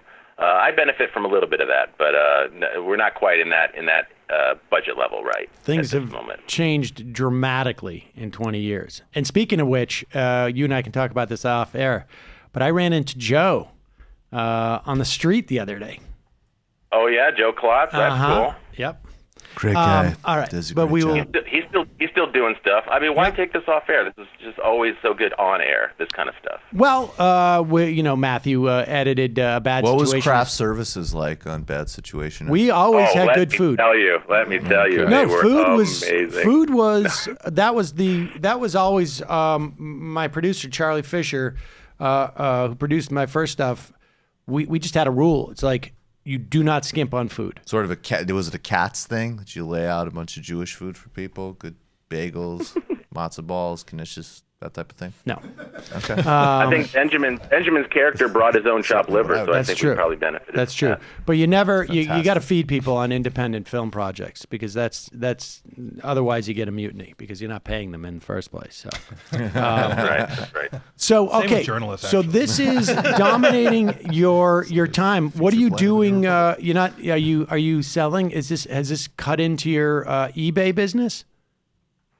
Unfortunately, yes, it actually has. Although I've managed to keep a couple people happy with sending some stuff out in the past few months. But yeah, it is definitely cutting into my main pursuit, which is selling detritus that I used to own on eBay. Yeah, it's unfortunate. And somehow I'll find a way to get over it. Are you still teaching your Learning Annex film class to the elderly folks at the JCC? I am. I just picked that back up at the Central Queens YWHA. And in fact, this week I had about a month off, so I came back in a big way, and I wound up showing them the first movie by a Belgian filmmaker named Chantal Ackerman. You maybe have heard me talk about on the show before. I don't know. Crickets. Anyway. Right. He said it was about incest with really capitalism. One movie at a time. He shows us very disturbing films. I had a couple of them say, like, why were we here this week? Why? Why can't we see something nice like Sleepless in Seattle? Did you ever see that film? I love that Meg Ryan. Yeah, something like that. No, I managed to keep it interesting. It's the lecture at the end that really keeps them coming back. No, I have no doubt about it. So, all right. Well, Film Guy Matthew, that brings us to, of course, the obvious question. Let's get to it. What should I pretend that I'm going to watch this weekend? Well, I think this week you should pretend, and also Alex and everybody else in the studio, you guys have kids, so maybe you want to try more of an adult film with adult themes, not necessarily explicit sex, but I don't know. I've seen Wreck-It Ralph 2 now 5 times. I think this week I want to recommend a movie by a group of filmmakers, two brothers, who are doing some of the best American indie films, sort of in the 70s tradition, the really stalwart independent film tradition. Ben and Josh Safdie. I don't know have I ever talked about their movies with you before? I can't remember. I don't think so. They made a series of movies. One was called Good Time with Robert Pattinson, but I want to recommend an earlier movie of theirs called Heaven Knows What, and it is basically in the tradition of the sort of New York street people kind of genre, a little bit like Kids, but not quite as exploitative. But it's a drama based on the unpublished memoir of a woman who was homeless, living on the streets of New York City, and she was actually spotted panhandling by one of the Safdie brothers, and he developed her story into this film. And they actually also wound up casting like actual people who had been homeless formerly or even currently. This guy, Buddy Duress, is basically like the discovery of the film, and he's kind of has the tragic story. He's sort of like in and out of Rikers, and he couldn't even go to the premiere of this movie because he has outstanding sort of drug issues. But he gives one of the most singular film performances of maybe the last 20 years, playing her boyfriend, who's sort of the ne'er-do-well heroin addict, Mike. And he went on to do some other film work too, but this is like his starring moment. And it's basically shot on the streets of New York. I don't want to say it's a kind of happy ending, but it definitely has sort of a positive message. And it's just some of the most, I think, uncompromising filmmaking. These guys are the real deal. They're not sort of pseudo art filmmakers. They're committed to this and develop the movie with the actors, which is always something that I really appreciate. Filmmakers with the guts and the instincts to be able to do that. Cinematography by Sean Price Williams, who's one of the great indie film DPs, and I just think anybody that's looking for like something that, the kind of movies that Martin Scorsese is railing about never being made anymore, well, these guys are making this kind of movie. Heaven Knows What. Also co-written by Ronald Brownstein, who made Frownland, one of my favorite indie movies of the past 20 years. So I think this is a winner on all counts. Just don't show it to your kids. It's surprising. It was made in 2014 because New York doesn't feel like that to me anymore. Like, like when Kids was made, that made sense. And to a certain extent, that was, still like sort of the last vestige of that New York, it seems to me. But like, where do you go in New York now to find a culture like this? Obviously, there's still a tremendous amount of homeless folks and young people who are out on their own, but it doesn't have the same sort of like feel like there was an actual like culture. Or am I wrong? Well, listen, I can't say I have firsthand knowledge of that culture, but this film definitely makes the case that it is still there. And actually, one of the interesting things about the way the action is portrayed, it's all very close up. But if you're a New Yorker, you can always sort of tell, okay, they're at Tompkins Square Park, they're at Union Square, they're uptown, they're downtown, and it really shows that these people, they shot the movie out in the open on the street, and this is the kind of movie they didn't have the budget to like shut down the whole street. And it really kind of makes the case through its style that you're just walking by these people. They're still there. You may not see them to the same effect or extent that maybe in the 70s or the 80s you were, but they are still there. They are still kind of in and out of, Starbucks bathrooms and behind bodegas and finding places to actually, make a life for themselves. That sounds but they are there, and in a way that, if you've moved to New York in the 90s, maybe you just never got to really see it up close and personal. But that's one of the, I think, things to recommend this movie is to demonstrate that maybe we've swept them under the rug a little bit, but this is still an issue. There are still drug addicts and homeless people in New York that, that are struggling. In some ways, more hostile environment, I think. Yeah. And a lot of the drama is about like a woman who's tried to help these people and takes them in, but sort of like the downside of that kind of help and being, I don't know, maybe pigeonholed. I don't want to give too much away about the action, but it's highly recommended if you've got the stomach for kind of a face full of this kind of truth.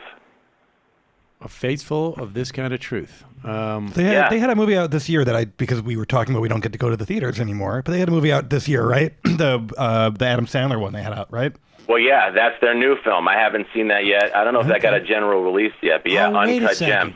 Oh, that looks super good. I saw the it looks preview good. for I it think the my other friends day. liked it. My friends who go to the movies loved it. And What was that? What was Uncut that? Gems, right? Oh, right. Uncut Gems. No, it's not. It's not out yet. It's just played a bunch of festivals. Oh, and yeah. it's, So I guess my film actually critic friends have seen it. The story of that movie is that they were developing that movie and they ran into this guy, Buddy Duress, on the street while they were scouting that movie, and they paused that movie to make this movie after running into this girl and meeting him, and it just became easier to make this movie in between, and I guess eventually they went back to making Uncut Gems, but so this movie, heaven knows what, it kind of has like that leapt out of them kind of feel, because they just had to make it while they had these two people.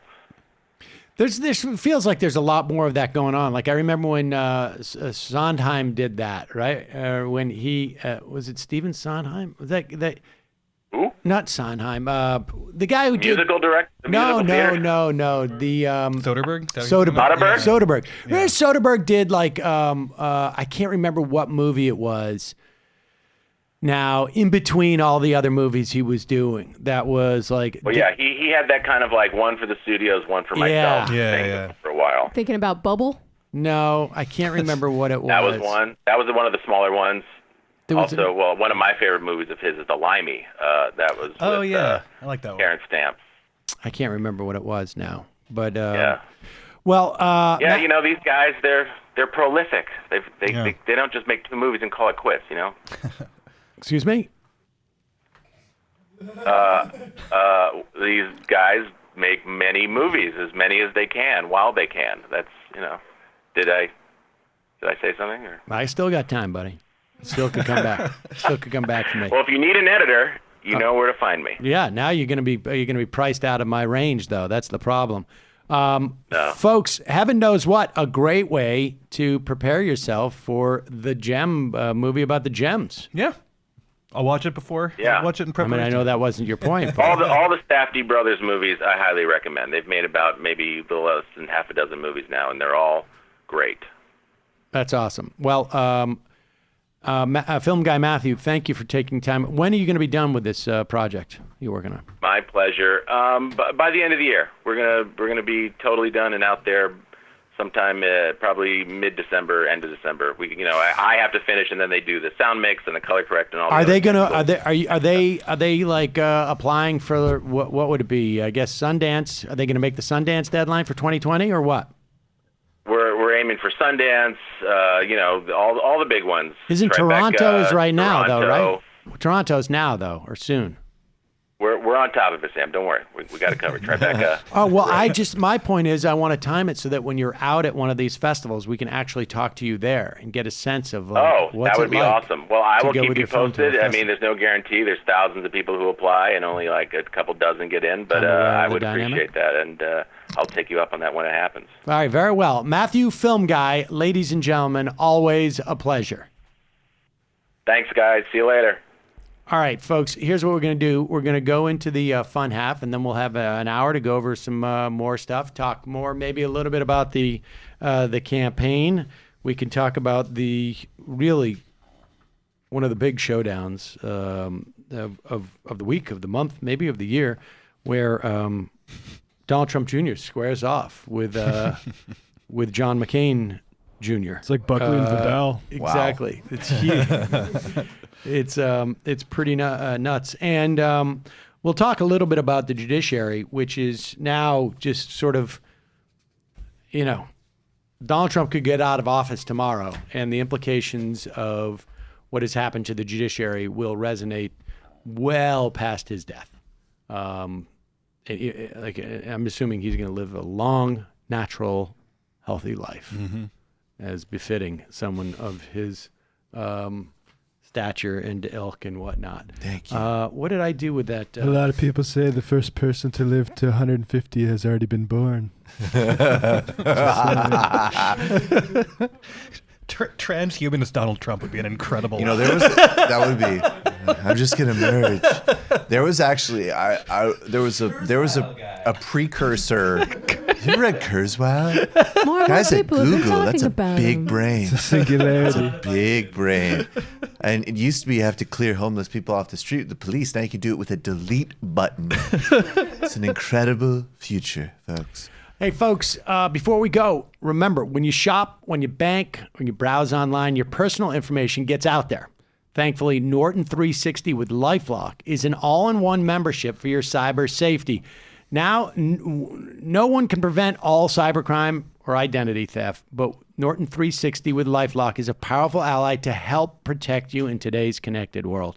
Sign up today for a Norton 360 with LifeLock membership, and as our listener, you will save 25% or more off your first year at norton.com/majority. That's norton.com/majority, norton.com/majority for 25% off. I've had LifeLock now, I don't know, for 6 to 8 months, and I gotta admit, it really does give me a certain peace of mind just to get that text that like somebody's dinging my my credit check or my computers are secure. It's very helpful.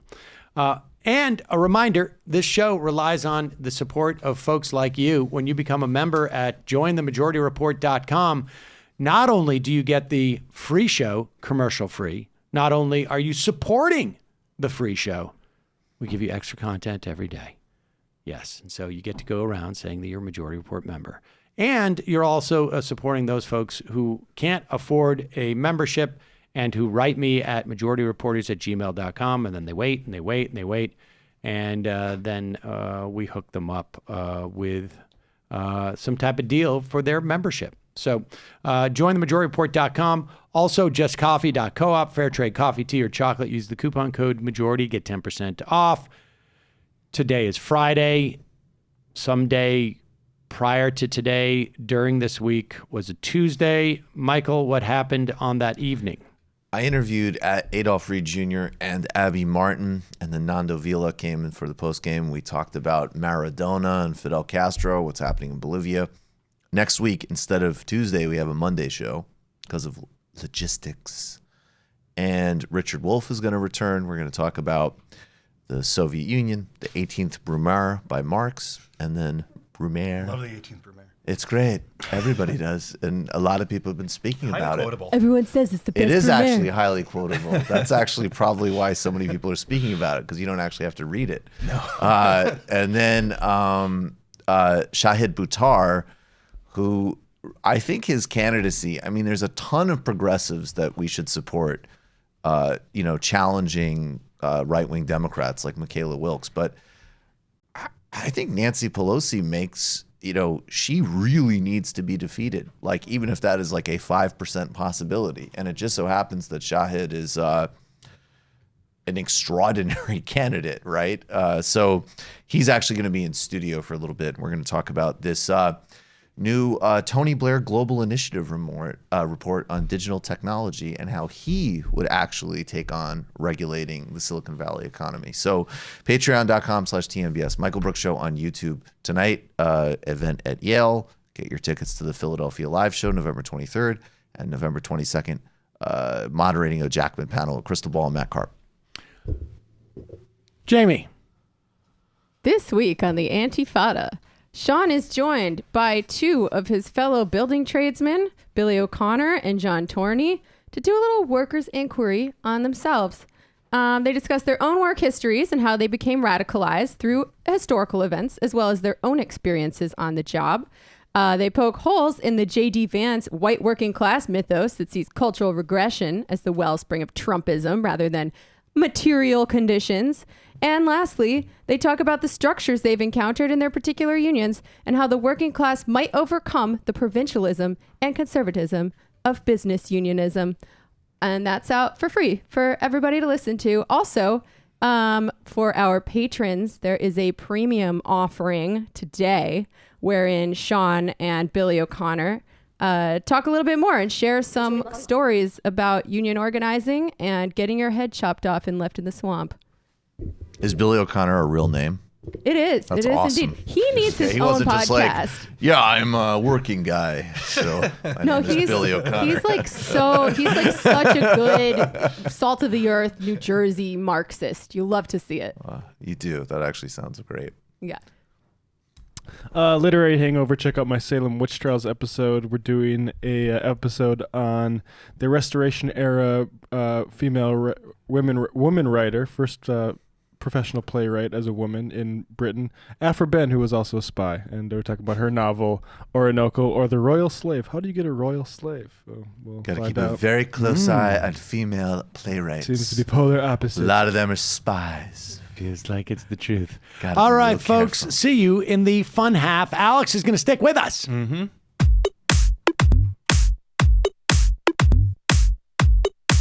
Left is best. Jamie and I may have a disagreement. Yeah, you can't just say whatever you want about people just because you're rich. I have an absolute right to mock them on YouTube. He's up there buggy whipping like he's the boss. I am not your employer. You know, I'm tired of the negativity. I'm sorry. I didn't mean to upset you. You're nervous. You're a little bit upset. You're riled up. Yeah, maybe you should rethink your defense of that, you fucking idiots. We're just going to get rid of you. All right. But dude. You want to smoke this joint? Yes. Do you feel like you are a dinosaur? That's some good shit. Exactly. I'm happy now. It's a win-win. It's a win-win-win. Oh, hell yeah. Now listen to me. 2, 3, 4, 5 times. 847-906-501-457-2-38-56-27. 1/2. 5 eighths. 3.9 billion. Wow. He's the ultimate math nerd. Don't you see? Why don't you get a real job instead of spewing vitriol and hatred, you left-wing Limbaugh? Everybody's taking their dumb juice today. Come on, Sammy. Dance, dance, dance.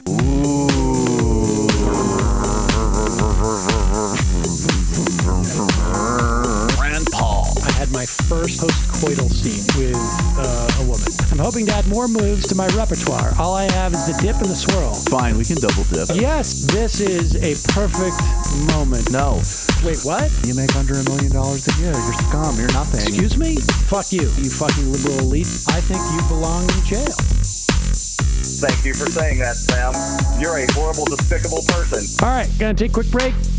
I want to take a moment to talk to some of the libertarians out there. Take whatever vehicle you want to drive to the library.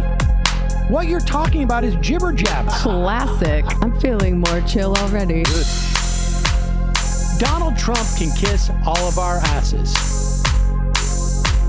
Hey Sam, hey Andy, you guys ready to do some evil? Hitler was such an idiot. That guy might be a Nazi. Agreed. No. Death to America. You. Yes. Wow. Wow, that's weird. No way! Unbelievable. This guy's got a really good hook. Throw our hands up. Ooh. Wow. But Sam, I gotta get off. No worries. Let's. I want to just flesh this out a little bit. I mean, look, it's a free speech issue. If you don't like me, Hey, shut up! Thank you for calling into the Majority Report. Sam will be with you shortly. yes, ladies and gentlemen, it is here. It is the famous fun half of the program. Let me just give you a warning up front. If you're calling in, I don't think we're going to have a chance to get to many calls today. So just, whatever, I want to say caveat emptor, but whatever it's Latin for, if you're going to hold on the line, you do so at your own, hold on the line emptor, right? It's on your dime, right? Do you know Latin? Did you take I did not take Latin, no. You didn't? No, Really? I'm not sure. You didn't take Latin I'm in not sure Hebrew there is. school? I'm not sure there is a Latin phrase for holding on the telephone line. It's. I'm not. I mean, there could be, like maybe waiting for the crow or something Right. like that. I have this right? one. Hey, Matt, this guy Nepunies. didn't take Latin in Hebrew What is school. it? Nepunies. Nepunies? Nepunies. That doesn't even sound Latin at all. I don't know. That sounds like something very different. It's Latin for don't bother. Nepunies? That doesn't sound like Latin to me at all. N-E and the Did anybody else take Latin here? I took enough Spanish. To Brendan, I did didn't you? take Latin. I just plugged it into Google. I took Latin for 3 or 4 years. Where did you take Latin? Junior high and Wow. maybe in high school. I think all the way into high school. Catholicism is deep in Worcester. It was. That's powerful. Public school. I mean, I took Spanish too, but my dad was like, "You got to take Latin because it gives you the roots of all the words." And you know what? No, you don't. F that. Surrexitut salire. Wait, what does that mean? That means got to jump. I'm gonna learn how to say that one. Yeah, that'll come in what is handy it? Do it on more Thursdays. You got to pull that as a poll. Surrexitut salire. That really sounds right. Let's take one phone call and then we'll get into some other stuff. Calling from a 206 area code. Who's this? Where are you calling from? Sometimes the ocean will call us. I was gonna say we're 206. from a David Lynch. Are you calling from Atlantis? Okay. Surrexitut salire.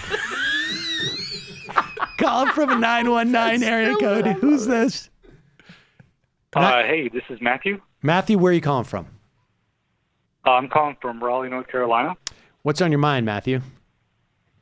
Hey, I just want to say thank you guys so much for doing the show. It's amazing. I've learned a lot from you guys, and I appreciate it. Well, thanks for saying that. That's nice. So I just wanted to touch a little bit on the federal minimum wage.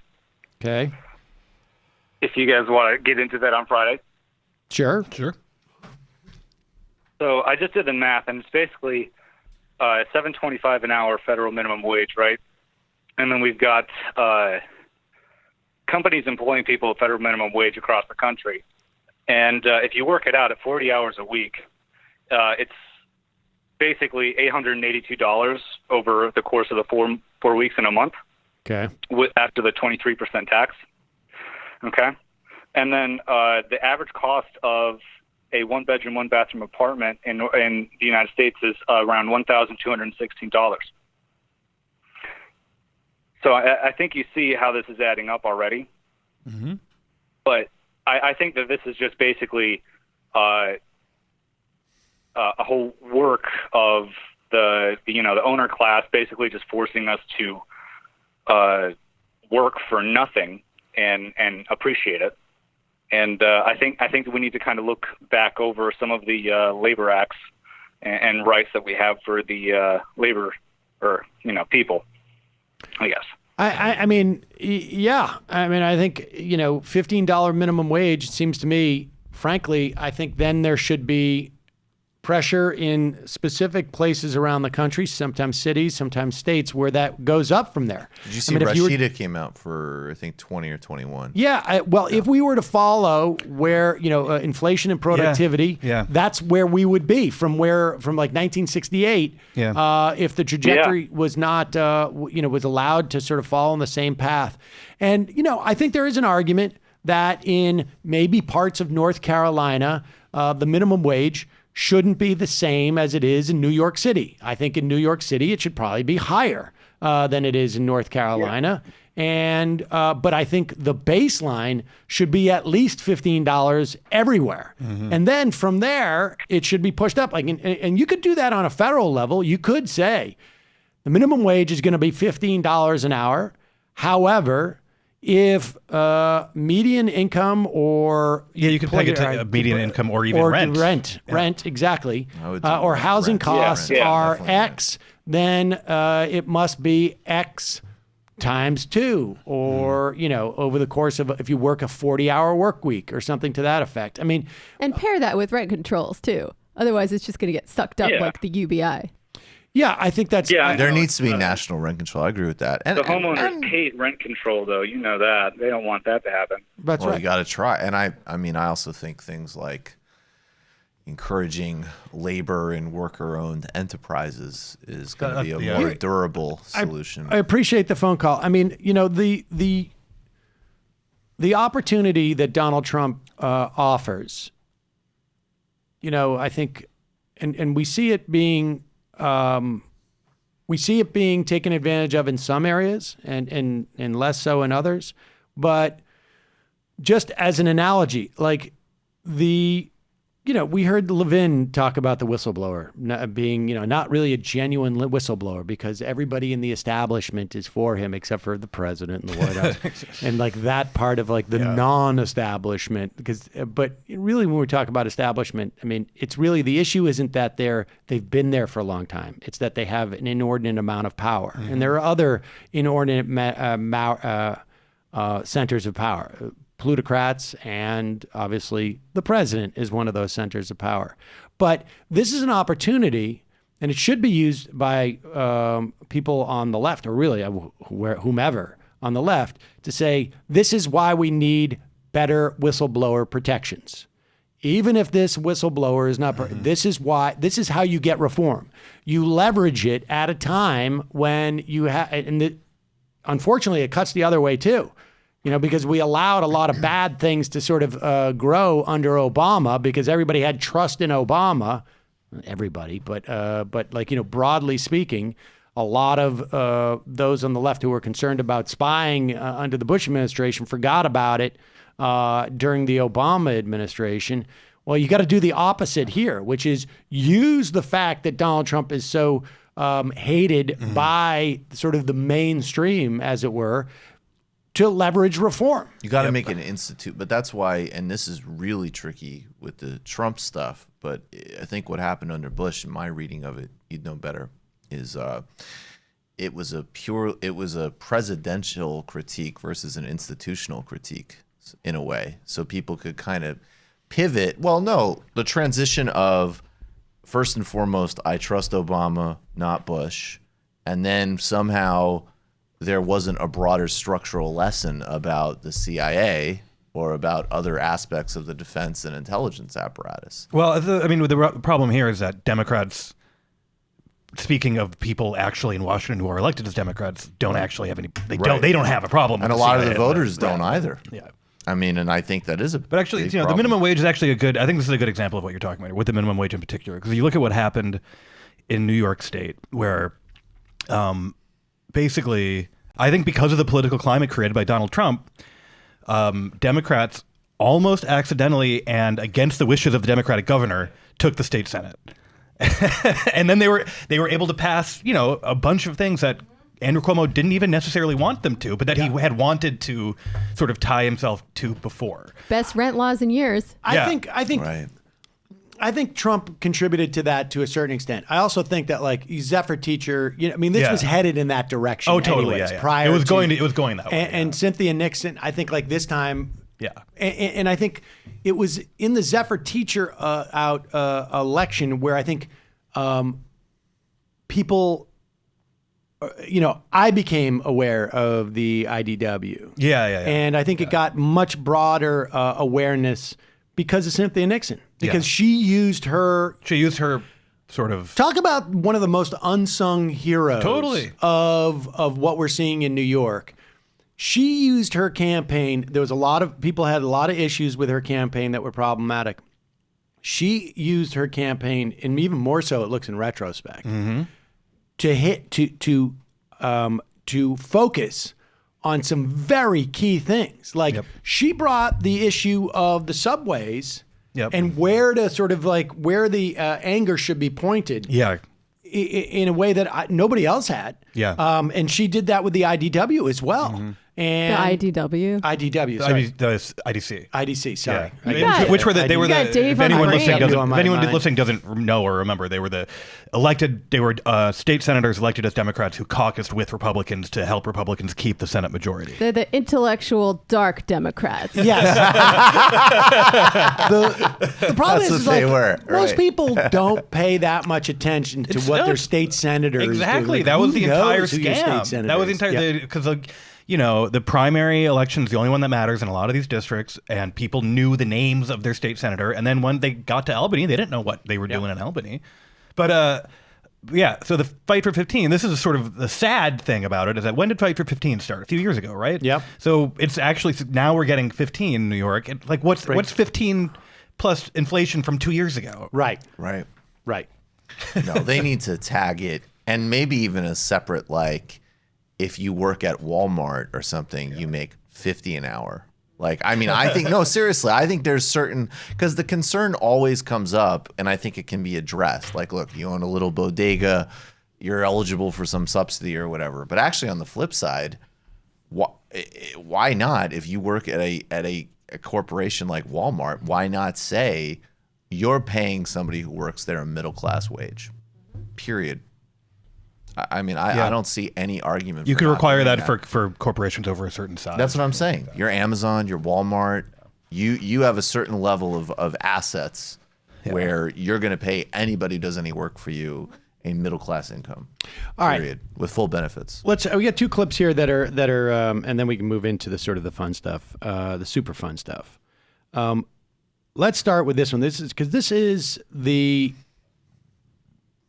we could end up with whatever your preferred candidate is. I think the vast majority of people who listen to this program, it's Bernie or Warren, and you could end up with these candidates.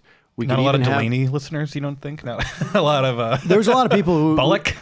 We're far enough away from Delaney dropping out that I can say that Okay. now. Because people, if we had talked about this 4 or 5 months ago, there was a lot of Delaney. Yeah, it would have been a lot of Delaney heads, Delaneyites. But what did he say? Delaney. But the long-term legacy of this time, of this era, is going to be the judiciary, and it could get still. We're only 3/4 of the way through this administration, and Donald Trump has appointed more seats on the Court of Appeals, the circuit courts around the country, than Barack Obama did in 8 years. Mm-hmm.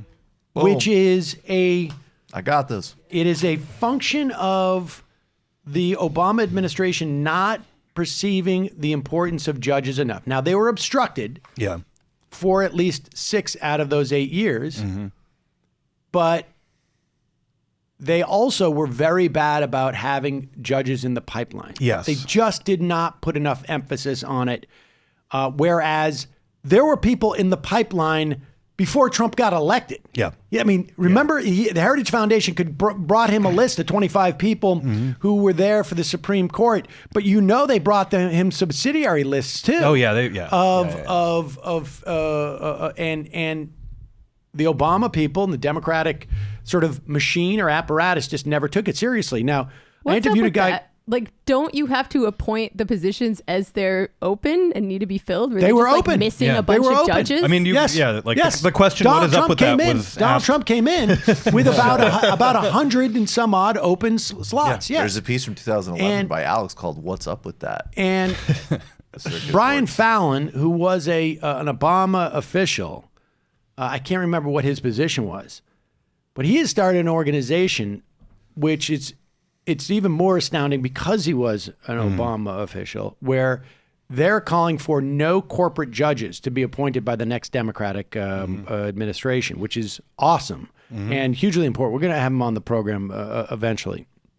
But nevertheless, we're going to be living with the legacy of this. And this is just assuming that, like, we don't lose another member of the Supreme Court. Yeah. That's going to be that will be, I mean, game over, really. I mean, unless...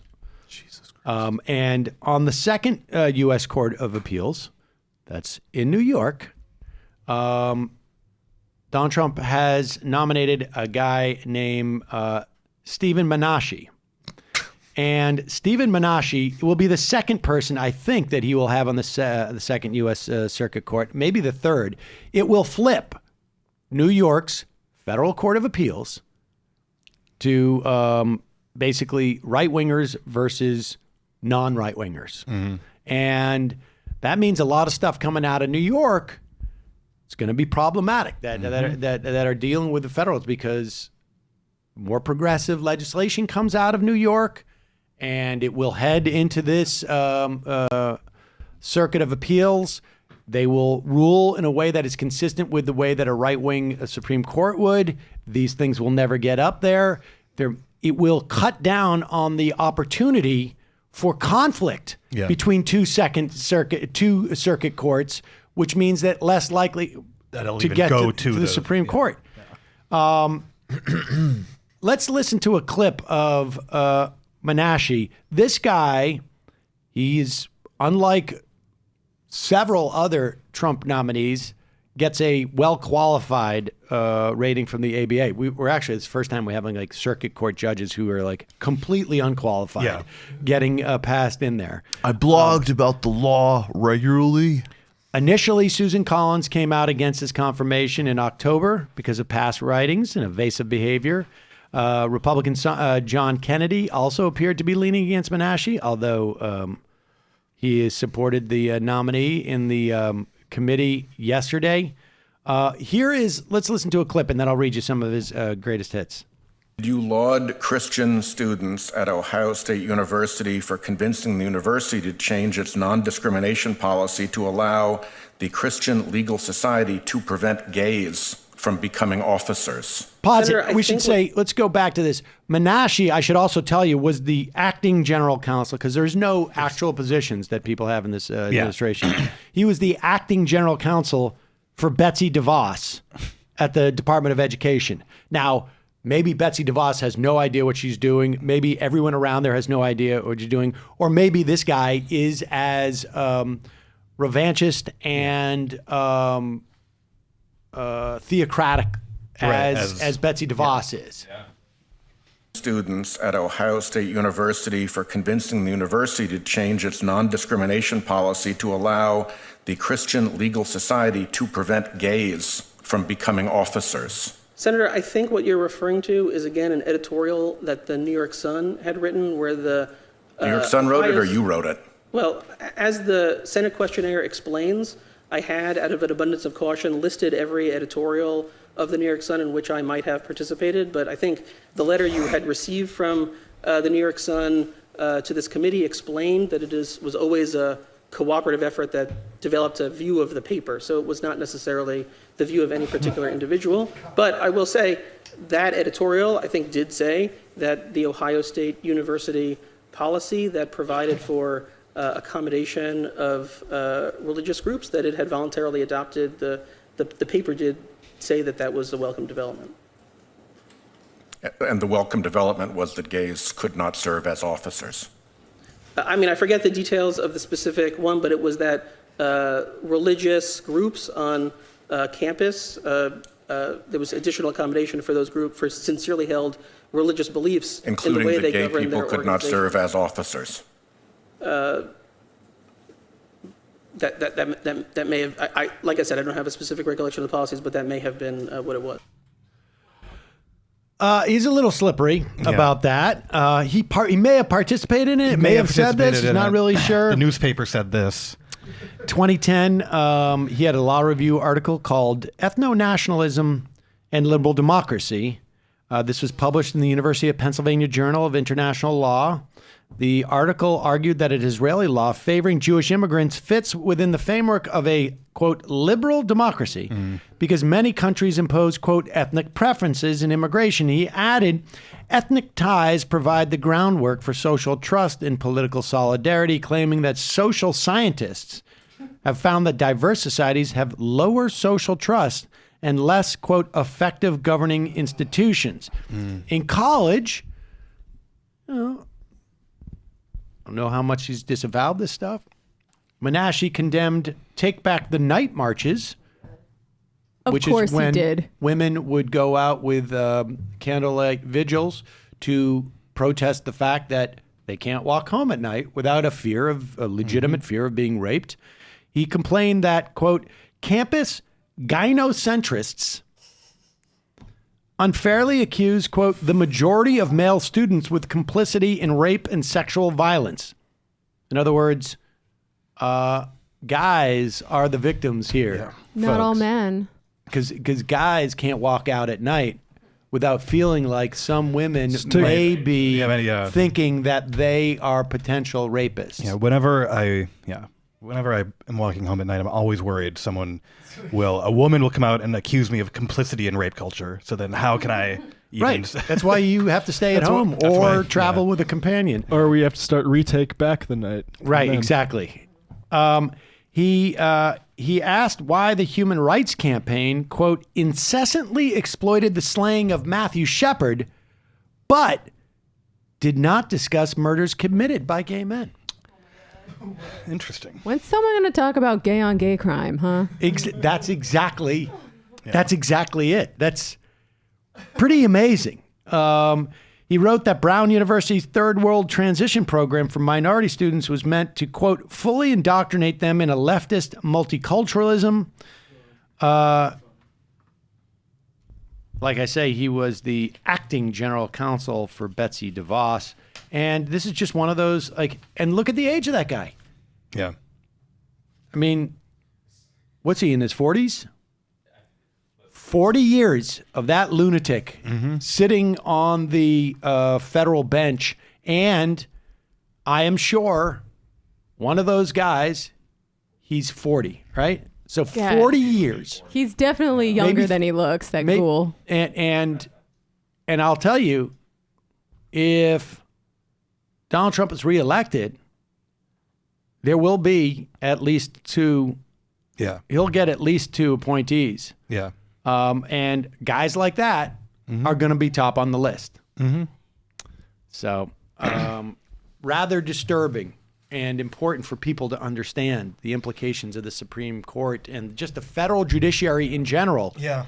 And not even, these things are sort of the low-hanging fruit that people understand. But on the left, people don't understand that they're, the economic, the political economy left don't understand how much of their aspirations are subject to the court system. Well, our aspirations are not subject to it, but certainly the playing field is largely determined by who's on the courts and the degree to which we're going to have to break the law versus other means. Right. The ability for what people aspire to can be severely undermined and prevented by these courts. And I mean, what's your sense as to why there's never been an appreciation of this on the left? I don't know. And it's the Obama question too. Why wasn't that being prioritized? Part of it is that there has not been the development of left-wing institutions devoted to the law. Basically, there has not been a movement to train left-wing lawyers. There's no Federalist Society. There is, but it's a liability now. Yeah, it's the American Constitutional Society. While the left-wing people have not been doing that, the Democratic equivalent has been extremely not equivalent of the right-wing version of it. Right. In fact, it's membership in there becomes a liability when you go up in front of the Senate. Totally. Because they're you're a member. You remember it used to be.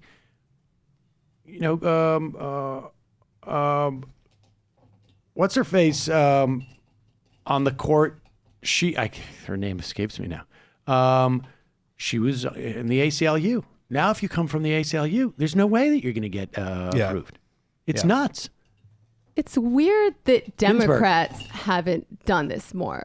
I can see from the point of view of the anti-capitalist left why they wouldn't have done this, right? Because we have a critique of legalism as one of the pillars of bourgeois society going back to the French Revolution. But Democrats, it seems very in line with their goals. Well, do you think it also reflects the other the synchronicity with so many democratic problems between like something that we would object to on ideological grounds, which let's just say centrism, and some of their own like just sort of strategic contradictions. Like in other words, if like while the right wing is pumping out a network of tightly ideologically trained soldiers who are, bent on rolling back the New Deal, to make it specific, maybe even going back earlier than that. And then on the Democratic side, it was, particularly in the context of the Obama administration, it's incredible that just even logistically, given how much they made out of like Harvard Law Review, his, in terms of selling his campaign, in terms of the amount of top-level lawyers. Constitutional law professor. Eric Holder. There were a lot of other lower profile people also had very prestigious legal training. And it just seems like, but their perspective is, it wasn't ideological. Well, they didn't have a corresponding, it was like, let's just, so you have the dynamic of, on one hand, people having this highly ideological agenda, and other, One problem is that so many of these people we're talking about are lawyers themselves, so they come, like, they have lawyer brain, in which lawyers are, like, they think it's unfair that the right keeps putting ideological people in the judiciary. And they think it's unfair because they think there should be no ideological people in the judiciary, not because they think that Democrats should be putting their own ideological people in the judiciary. They believe in qualified, which means you follow basically the sort of liberal mid 20th century standard constitutionalism, and that to them is not ideological and is down and is basically just like you can have different interpretations of stuff, but we all are working within this framework. And that's strategically lawyers, wrong, right? Well, like, lawyers believe that the law is like the priesthood, and that you don't defile it that way. What is also, though, to be fair, the Democratic electorate doesn't give a shit. No, they don't. And on the right, they do care about it. Yeah. That's why Donald Trump, that's why Mitch McConnell could keep that seat open. Yeah. And bring in a huge amount of votes because they know the importance of that seat to their issue set. Yeah. And to a certain extent, part of the problem is, and I don't know whose job this is, but the left. There is a sliver of the left, I guess, that is maybe a growing one that has a problem with legalism but the rest of the left, including everybody sort of like associated with Brandeis, where we get stuff like the working week and whatnot, the 40-hour work week. This obviously came from the union movement, but the Supreme Court could have shot it down. And in fact, at one point did. Yeah. And it existed there because FDR understood the relevance of the court and was willing to go to the bat to it. And maybe we need to go back, maybe we're 30 years out from where the left accepts like, okay, revolution does not seem to be in the offing. We can't get Medicare for all because it just got struck down by the Supreme Court. People need to be thinking about an end run around or some way to combat the judiciary. And I don't know what the answer is besides like, mass influx of people in the Senate who think very differently than current senators who believe in judicial impeachment. Well, but this is the problem. This is the problem, though, because the obstinance of the left to take the judiciary seriously makes it much harder for senators, for any of the senators, to actually move to have any type of reform of the Supreme Court, because nobody appreciates the importance of it. It's a radically different situation, obviously, but this is one of the reasons I do think Brazil is relevant here and talked about it, is because that is literally like the judiciary gets weaponized to defeat a center-left government. You win 4 elections, you implement these things, and that's a global pattern. That is, that was the pattern in the history of this country. And it's the pattern of the that's what I'm saying. For vast, you need whatever your ideology is about it, a strategic. For a lot of the history of this country, you had to get a constitutional amendment passed if you wanted to do from 18. 80, really up until like, I don't know. What is the legal the equivalent 30s? in this country of like, and maybe it's a bad analogy, but I've been thinking about this with the Supreme Court of like getting off of the gold standard in the sense of like, or, you know, like that was a macroeconomic move that actually allowed for, you know, expansionary spending, and it stopped locking certain like a different constitution. Yeah. I mean, does it have to be constitutional reform? I mean, no, I'm saying like even if like they said, I don't know, like is enlarging the court that is just saying we do impeachments now that like what is the kind of fulcrum? There isn't something that you can There's do nothing. like that. Just going back. You, to it's the actually you going just back to need, them or okay. You need going to back have people establishing- invested in it too. It's gonna force the left to become more radical and more militant, right? Like we did not get these rights for the most part by following the law. Like how do we get the right to strike? How do we get any labor rights whatsoever? Well, people fought and died Right. for it while the state was sending in Pinkertons to beat their heads in. And I think like part of the reason why the carceral state and the police state continues to grow and become overfunded and bloated, even as crime has gone down, is because they're getting ready for another movement like that. That may be the case, but honestly, like I think that I think that is the reaction is part of the problem, frankly, because it is the case that people died, but people died and then nothing happened too. It happened when the court, because of the system of our government. Now, it's quite possible that we will have a revolution that will overthrow the Constitution in this country. Well, that wasn't a revolution that I'm talking quite about. Quite possible is not the words. It is. I'm talking about stuff that already happened that Well, I did not understand, lead to revolution, but to the rights that we have today. I understand, but they passed through the Supreme Court. And when the Supreme Court stopped them, they didn't happen. And when the Supreme Court allowed them, they happened. Now, the impetus, yes, came from labor, like I said. But the reality is that without the Supreme Court, it's not happening. Now, perhaps if things get bad enough over time, but there's not even an awareness that the stuff is coming from the Supreme Court. The other problem is, though, that is disturbing to me. And again, I'm reading a little bit more about this, but it's like there is that political science argument that basically the court just sort of essentially follows public opinion. So it's like a lagging indicator on certain parts of public opinion. So you can correlate it with various movements. There's a major organic civil rights movement. There's some right rulings in that case and so on. In today's political environment, there is no, like, you can be one of these Republican 30 million people could protest in front of that guy. He's going to vote against them. It doesn't matter. The guy we just played. Yeah, because he doesn't. Because his whole ideological apparatus and why he is there is specifically trained. And then you'll have the bunch of court justices doing remember what George W. Bush said about the Iraq protests? Those were the opinion polls were bad, but those were the largest coordinated protests in human history, would be my understanding. Oh yeah, they didn't do shit. George W. Bush said that would be like deciding foreign policy on a focus group.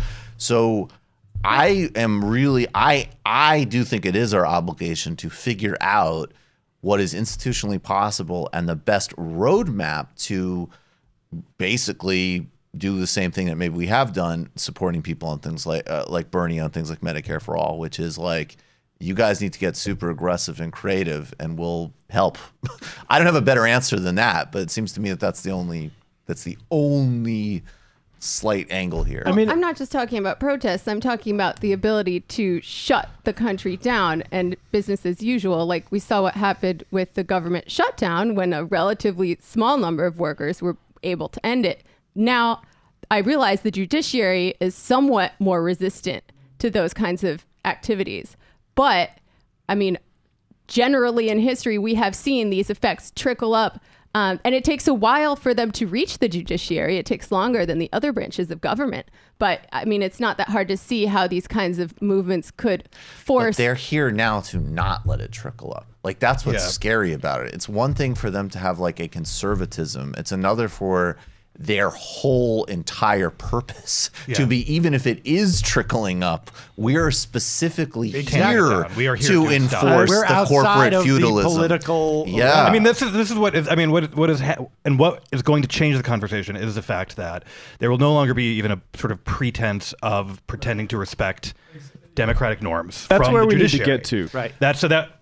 Because it's like, I mean, you look at it in times of history, when has this been more on the slate than it is now? It's like 1930s and maybe like civil rights a little bit, and then before that, perhaps like around the Civil War time, right? So like it's not, like it's too coy. The cases lately, like Citizens United, or what are the cases that are really going to upset people? The right has Roe versus Wade, so they have something to Roe mobilize versus Wade is what around. has been getting them to. That's what it was. What made them care about the judiciary. Right. That is what made them care.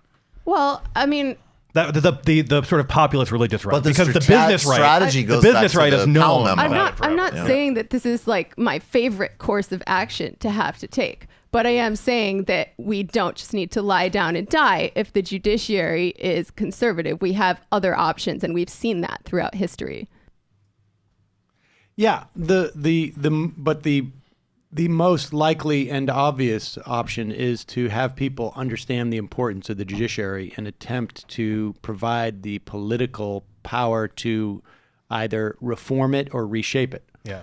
That, I think, like, it's hard for me to get to the idea that you're going to have a movement that is big enough to bring the non-political power in this country to its knees before you can get to people paying attention to the court system and just saying we're going to try reform. Well, like, we can I don't do know how both, you, right? Well, yes, but I see them. I don't think they're mutually exclusive, but one seems to me to be much closer destination than the other.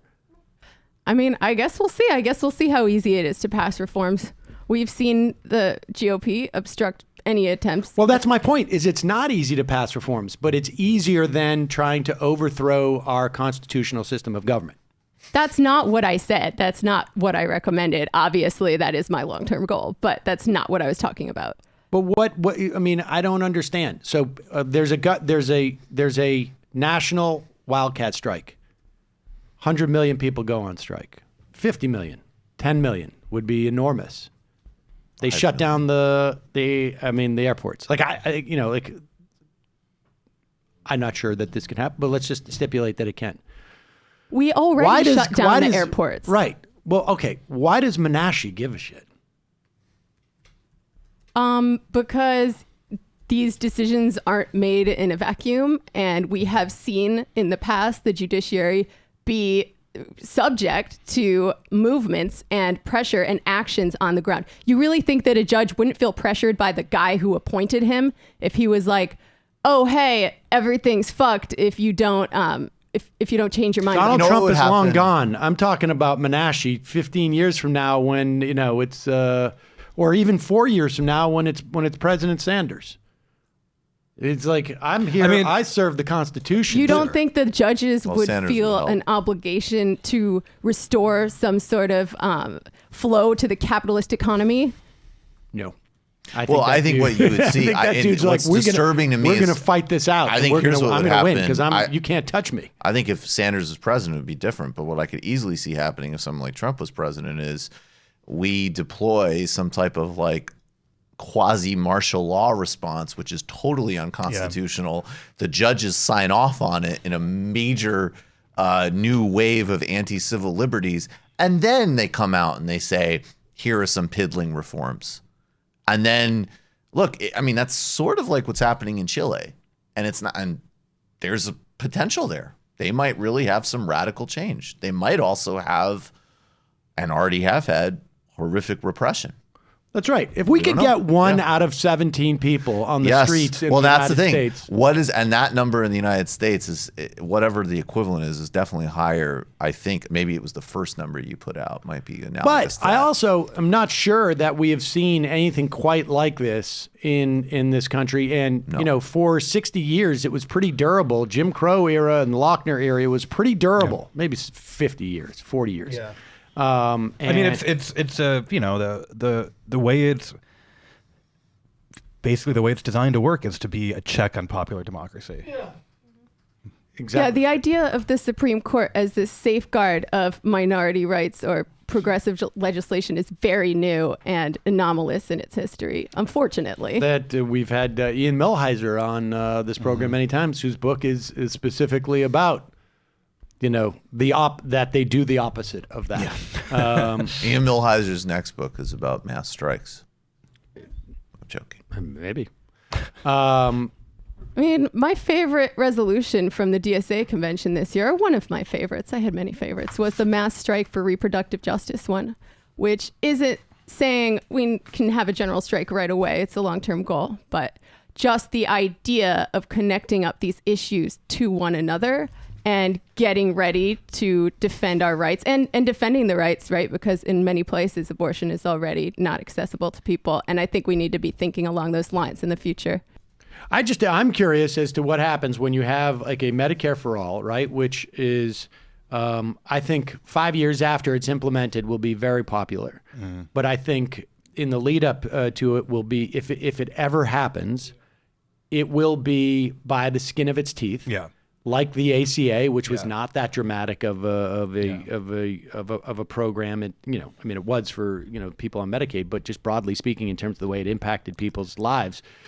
They purposely designed it not to touch too many. Exactly. Yeah. And if that's the case, where it has just a little bit of, you know, makes it in even at 45% support, like the ACA did, and it goes to the Supreme Court, like the ACA did, and they were able to make rulings that were baffling to constitutional scholars. Yeah. The idea that you can't say to states, if you want your Medicaid, you have to follow the procedures in which, you know, it comes with strings. We're the federal government, we're giving you aid, you can choose to accept it or not, but you need to take it. That would be considered unconstitutional was a complete shock to everybody. Well, that's and then it turned out after the fact it was a horse trade anyway. It was a horse trade, but the bottom line is, you will recall all the people who hit the streets with that ruling was zero.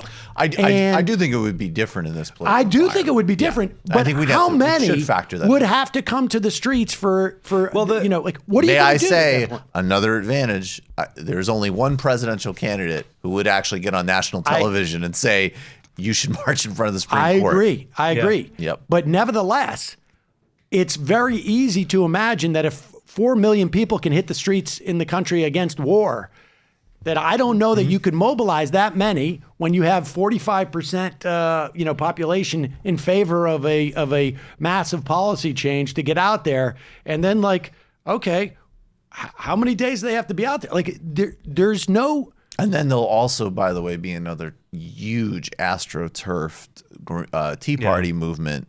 So they will dilute the narrative on, you know, other people are out on the street. So this one decision that's made, you know, in this courthouse can sink it. I think, but we should be thinking strategically. This should not be a discouragement conversation. Well, no, still I'm just get saying out there, but we need to take the people court need seriously. to be. Maybe that's when people start taking the court seriously. Yeah, well, well, hopefully it'll I mean, I think generally where we come down on the question of reform or revolution is why not both?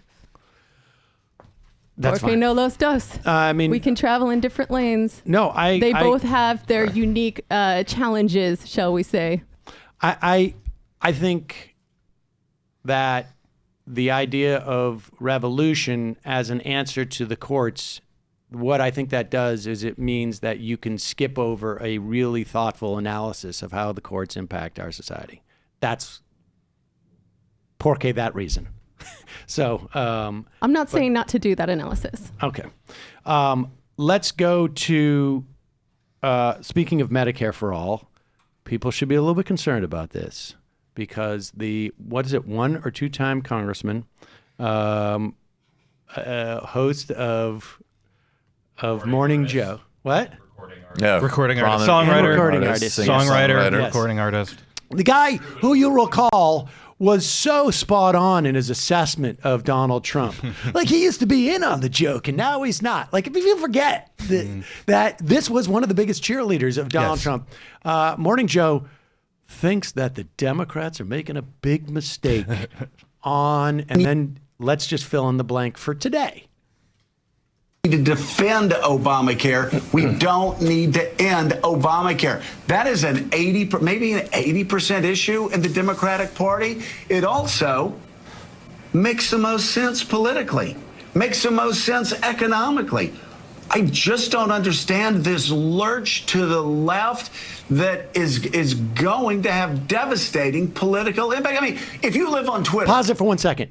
Now, of course, if you have this question, what's going on with the left? Why is this so important? Yeah. Who would you look for to answer that question? Well, of course, it would be Jim Vandehei from Axios. Absolutely right? would. Of course. Yes. Who better to answer that question? Yeah. Go ahead. Twitter. Yeah. Then maybe you actually think this is a good idea. I just ask, if you live on Twitter, stay away from blenders and other household appliances because you are a danger to yourself when you step into the real world. This is the worst political idea I have ever heard in my 56 years on the earth, pushed forward by a major political character. So why are they ashamed of Obamacare? Why are they running away from Obamacare? Why are they doing exactly what Donald Trump is doing with Obamacare and trying to end it, Jim? I just I'm looking at this panel and I'm going like, he's expecting an answer about this. Yeah. Why doesn't he?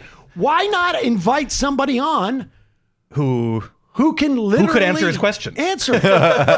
Like he could. That would at least, at the very least, that would be the British approach. Which is, I am totally biased. Yeah. I want to destroy Corbyn or whatever. And it will be fun if I can bully some Labor Party supporter. But this is just like, I don't even know. Like, hey, Sam, why do you think they don't think about the Supreme Court? Scarborough doesn't want to have the conversation. Like, he doesn't actually Scarborough does not actually want to have the conversation. He just wants to have his friends repeat his beliefs back to him. Yeah, it's pretty impressive. Like, I can't figure out what the answer is to this because I keep bringing people onto my show who don't know it. She's on Ambien. She also giggles when she's on Ambien. No, right? I'm gone. Okay. All right. Let's get to some of the fun stuff. I just got an IM going like, this is the fun half. Did you see? Well, I just this is fun for us. I just have to say the the man was under Newt Gingrich's leadership in Congress in the 90s, and giving every single American a form of Medicare is the worst idea that he's ever heard. 56 years. 56 years. Yeah. So this is like sort of a super villain meeting where it's like this is really sort of like a great. I feel like if there was like a couple of clips that you needed to show to explain sort of the bizarreness of this era, would be these two people sort of surrogates fighting on behalf of their fathers. But also, like, that's the classic story, right? Like the Western is like, as a kid, I watched you kill my father. Yeah. And I grew up and I learned how to be a gunslinger. I came back for you. And here Hello, it's just my name is Meghan McCain. You killed my father. Prepare to die. Exactly. And yet here is sort of like a really more lackadaisical version of this, where it's like, you insulted my dad, and I'm really rich, and you're really rich, and we're here by we didn't have to do any of that, like out in the woods, firing the gun and doing it. We didn't have to do anything. I wasn't having to live like Batman in a cave and do training to avenge my parents' death. No, but she got some really mean @replies. Exactly. I just, the most I went through was like the idea that somehow I have to play a villain on TV to make money. But here they go at it. They brought Donald Trump Jr. and his girlfriend, what's her name? Kim Guilfoyle, formerly of Fox, on to The View. I'm not sure why they're both there. Because they're not there to announce their engagement because they were asked that question. It was really awkward. He's just promoting his book. Right. Yeah. Now, also, well, let's see this argument, and then I want to ask you about Donald Trump Jr., who has lost an inordinate amount of weight. Mm-hmm. But go ahead. Mr. Trump, a lot of Americans in politics miss character, and a lot of people miss the soul of this country. You and your family have hurt a lot of people and put a lot of people through a lot of pain, including the Khan family, who is a Gold Star family that I think should be respected for the loss of their son. Does all of this make you feel good? I don't think any of that makes me feel good, but I do think that we got into this because we wanted to do what's right for America. My father has been working tirelessly to bring back the American dream, who've watched politicians with no business experience send that American dream abroad to countries that hate our guts. He's brought jobs back. He's created unprecedented levels of unemployment numbers for African Americans, for Hispanic Americans. This is fact. You can argue this is fact. No, it's not fact. For women, if you got the question, let me finish it. Yeah. For women, all-time high startup businesses. So I understand that he's controversial. I understand that he's offended a lot of people, but I also understand he took on the establishment, and that's the premier sin in American politics these days, to do that. I do want to know, the question, I understand. By the way, I'm not happy that people interpret it that way. I don't think that's our intention. Character in and again, I will let you speak. Character in politics, I believe, is important. It was how I was raised. It's the way I view the lens of America. And I understand what you're saying about policy, but when you're talking about attacking Gold Star families who have given the ultimate sacrifice more than any of in this room have given, and you put them through pain, does it make you feel like And I know he does a lot with Gold Star it? families, and he calls a lot of those Gold Star families, and he has a lot of care for those people. But when he's under constant attack by the same people, when he's under attack by the establishment, when he's under attack by this, the reality is he's a counterpuncher. And as a conservative, I would hope that you would appreciate that conservatives haven't been known for fighting back for a very long time. They've ceded ground to the liberals and the liberal elite for decades by not actually fighting back. So I understand we can keep going back to character. I think he has great character. I think my family has character. Her father. I understand that, and I'm sorry about that. They did have differences. I agree with that. But I think just and again, I'm sorry for the loss. I think you lost your aunt last night, so I do apologize for that as well. Last night. Yes, I did. McCain, Morgan. Thank you. It's just, for me, oh my God. It would not have been worth it. This would not have been worth it. And I think people can go to the moment when my dad had stopped someone from saying Obama was a Muslim, and the pain, inflicting pain on so many people wouldn't have been worth it to me or my family to the White House. So I just want to know, is it worth it? Well, listen, I think it depends on the hat that I'm wearing. Pause it. Can I just say that, like, I want to make it clear what Meghan McCain is saying. To inflict pain upon people with rhetoric is the world's greatest sin. To inflict pain upon them by perhaps a series of policies or involving bombs, not so bad. That's less bad. I remind you, her dad was the one who sang "Bomb, Bomb, Bomb, Bomb, Bomb, Iran," which is by Character. a lot of measures. It's a real show character. Not exactly the most statesman-like thing to do. When you are a sitting U.S. senator. I mean, it's like it's bad enough that we could, you get up and you do like a song parody. Right. Yeah. But that's already right. But for the song parody to call for the bombing of another country, like it's just a joke. You're a Jew, correct? And do you care about Israel? Because Joe Lieberman's like an But uncle this to is me. what is sort of so stunning, that she is brought to tears and she thinks she's making some type of like broad point about the She has a McCain necklace on. goodness of a... Yeah, she's wearing a little necklace that just says McCain. You can't make this up. It might as well say my father. Right. Women, the pain, inflicting pain on so many people wouldn't have been worth it to me or my family to the White House. So I just want to know, is it worth it? Well, listen, I think it depends on the hat that I'm wearing. For me as a citizen, as a father of kids in New York City, it hasn't exactly been, peaches and cream for us either. But what, it is worth it. When I do go around the country and I see people who are affected by these policies, who are getting to live their American dream again, who are seeing wage growth for the lowest levels go up, when I see it happening with those people, and they tell me their stories, how they're so happy that they voted for my father, that they're so happy that he actually had the guts to take on those people, to not just accept the status quo, to not just... The answer is yes, it's worth it. Yes, the answer is it's worth it, right? She looked in the mirror that day and was like, I am not going to let him get to me. I also I don't know. Accomplished. I mean, this is you can ask this about so much that happens on television, but I don't know what sort of response she was hoping to get from him, or who she was playing to in the audience. I think it was just sort of I think that she was being completely sincere Yes. in that approach. Yeah. Because she conflates with her hurt feelings about him being critical of her dad with real material immiseration by people. So it's like, she wasn't talking about policy. No, I get the tax cuts. Yeah. And I get the whole thing where you're destroying the immigration system. And I get where you're putting kids, in cages and then kidnapping them and separating them from their parents, perhaps for the rest of their lives. That I get. Yeah. But the meanness. Yes.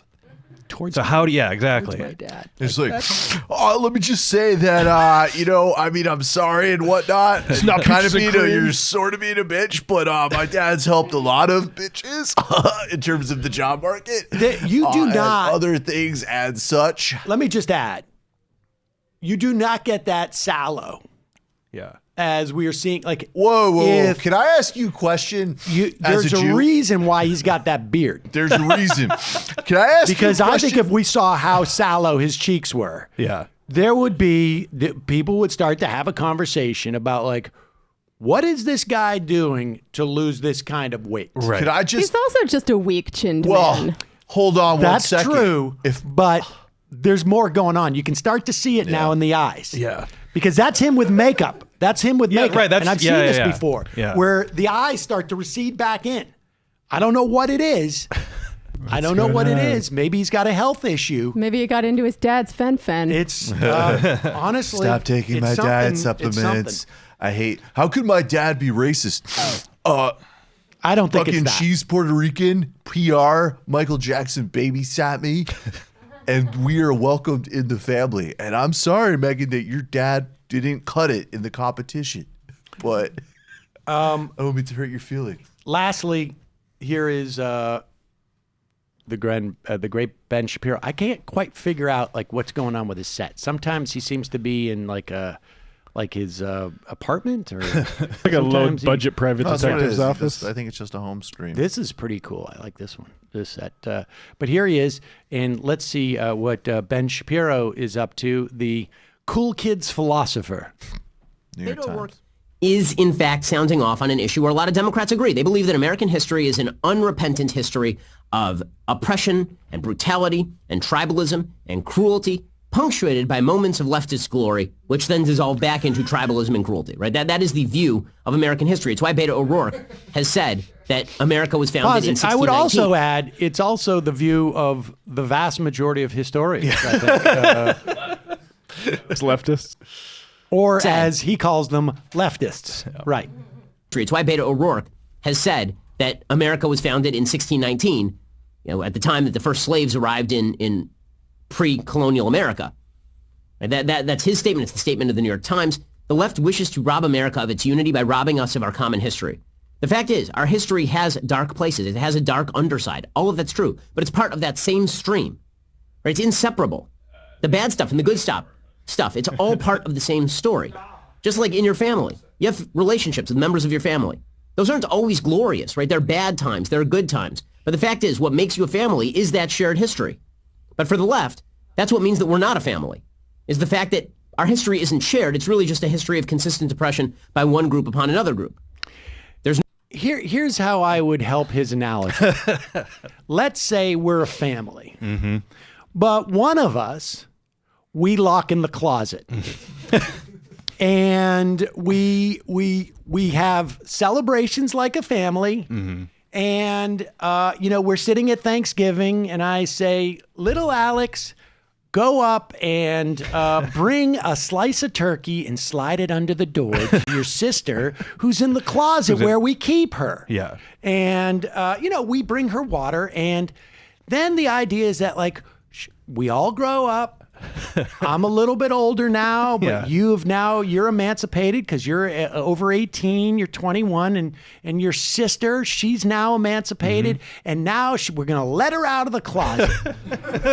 She's going to go back in for 3 hours a day. Right. But we're going to basically let her out of the closet. Yeah. And the thing that I find really problematic about your sister now, Alex, is that she cannot appreciate all those times the family Thanksgiving celebration that we had and all our past. For her, it's all about I was ill. You kept me in a closet. It's all part of the same fed me food, stream. yeah. Same stream.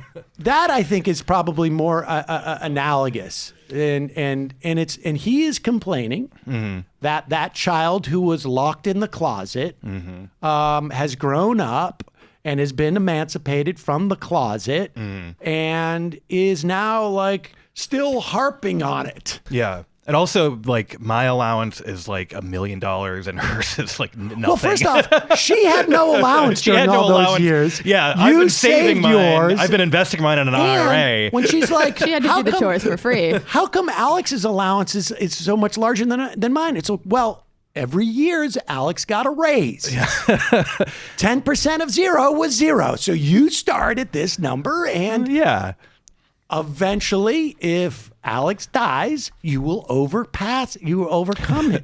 What he's getting paid.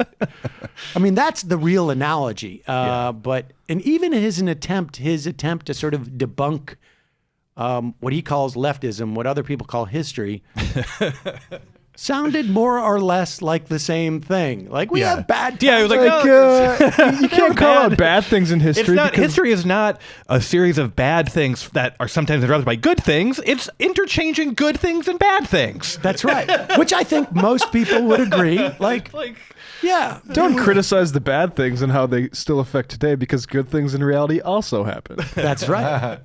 There he is. The cool kids. We got to get him some Hegel or something. Philosopher. Seriously. Oh my God. Can you imagine dialectic Ben Shapiro? Thames Darwin. Sam, I don't know if anybody has mentioned it, but the IM feature on the new MR app hella sucks. It's white text on white background, which is murder to read. There's no cut and paste feature either. If you don't fix it, I'm going to stop using the PayPal account I got off the dark web to pay for the fun half. We'll look into that. I know it's been updated a little bit. There's only so much we can do, folks. We're working on it. It's a free app. We're doing our best. Jesus Christ, yeah. Bravo-matic. Trump here in Atlanta for a Purdue fundraiser and something called Black Voices for Trump Coalition. Thank you. Seeing photos of old white people wearing Blacks for Trump t-shirts. Not kidding. Smash the fash. How do you know they're what? Krystal. Special thanks to Matthew Film Guy for his earlier MR recommendation of Okja, a Netflix feature which I loved. The director Bong Joon-ho has a very highly praised Parasite out now. Matthew has never failed me yet. Oh, hard cosign on that, on both of those films. You guys Super were talking good. about Parasite. You thought he was going to plug that one. Yeah, I really thought so, because he already recommended one by Bong Joon-ho. Connecticut Comrade, MR Crew, Warren update and question are your thoughts. Yesterday, in response to a question of who the people of color might be in your cabinet, Warren said she'd consider putting her cabinet Deval Patrick. Such a bad answer. I was actually the surprised. worst. Even David Dane said it was a bad answer. Yeah. He was the former governor of Massachusetts, now working at Bain Capital and formerly at AmeriQuest. And Melanie Barnes, who worked for Ventus, a real estate investment trust company, and currently a board member at Booz Allen Miller, a defense contractor. Horrible answer, and I think I don't. Can I say it's horrible? I think in two ways, because I think it also reveals a lack of broader network.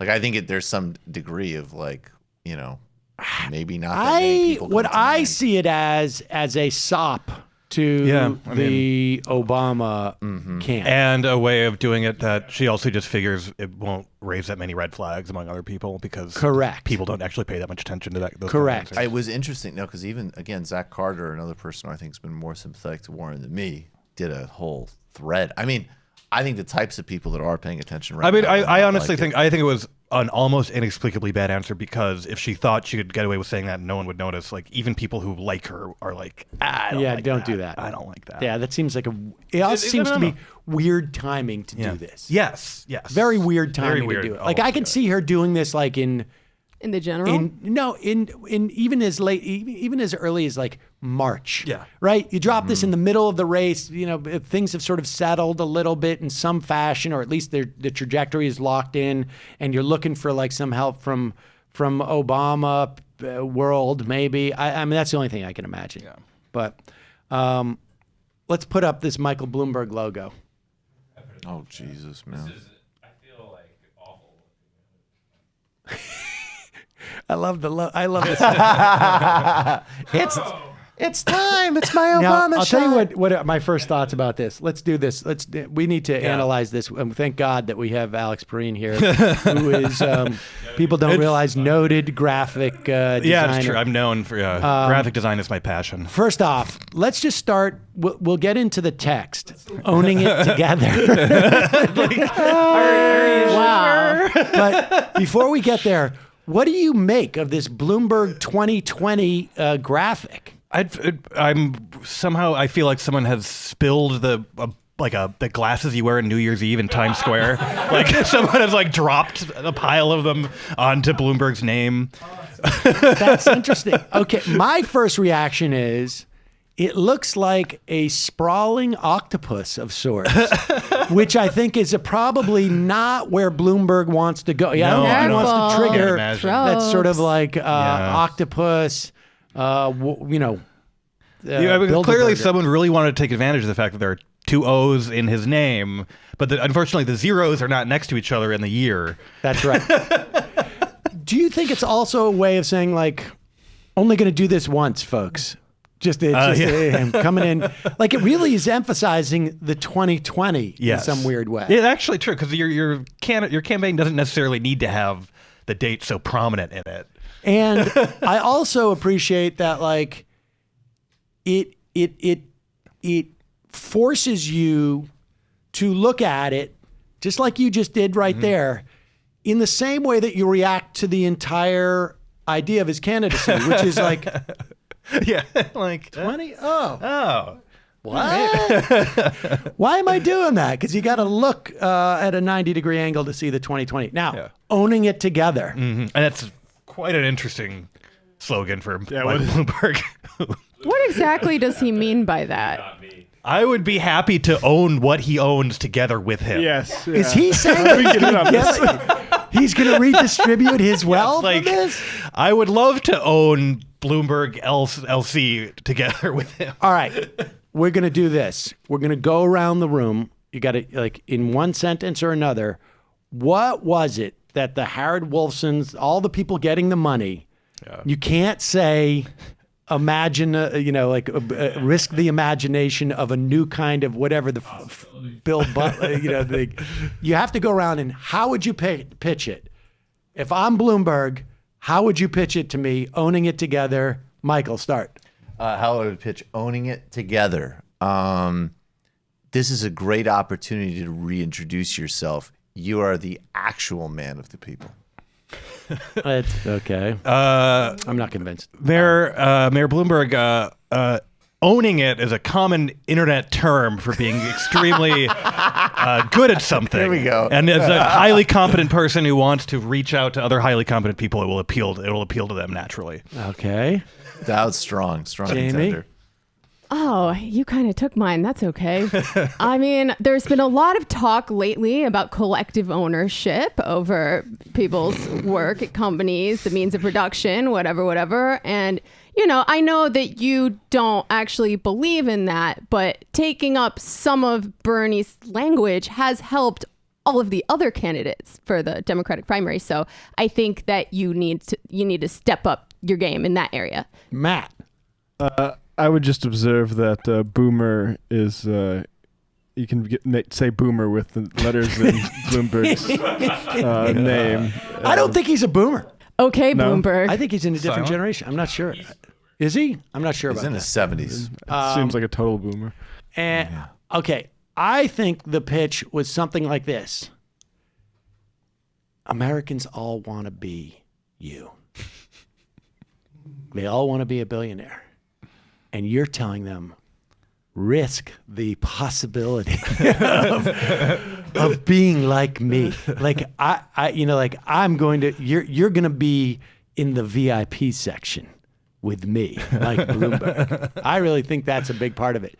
What's amazing too is this was also George Bush's, push. The, what did he call it? The Ownership Society. Ownership Society, I remember that. Yep. Yeah. And that was, I think that reflected, to some degree, this hilarious belief of that era of those conservatives that if we could just get the poor people playing in the stock market, they'd be on our side on everything. Well, for a little while, and this is what our latest History as a Weapon is about, it was possible for a certain slice of the working class to own property, to own capital, and it tamped down on a lot of potential class conflict when people could amass a certain amount of wealth and feel like they had roughly the same standard of living as their bosses. Now that's gone away. Indeed. But we shall see there. What are you telling me? The LifeLock? Oh, no. I'm sorry. I thought Can I read? Lula is going to be released in minutes, and I just wanted to read the letter he sent to Glenn Greenwald. Oh, yeah. Okay, do. He said, because someone just translated for me.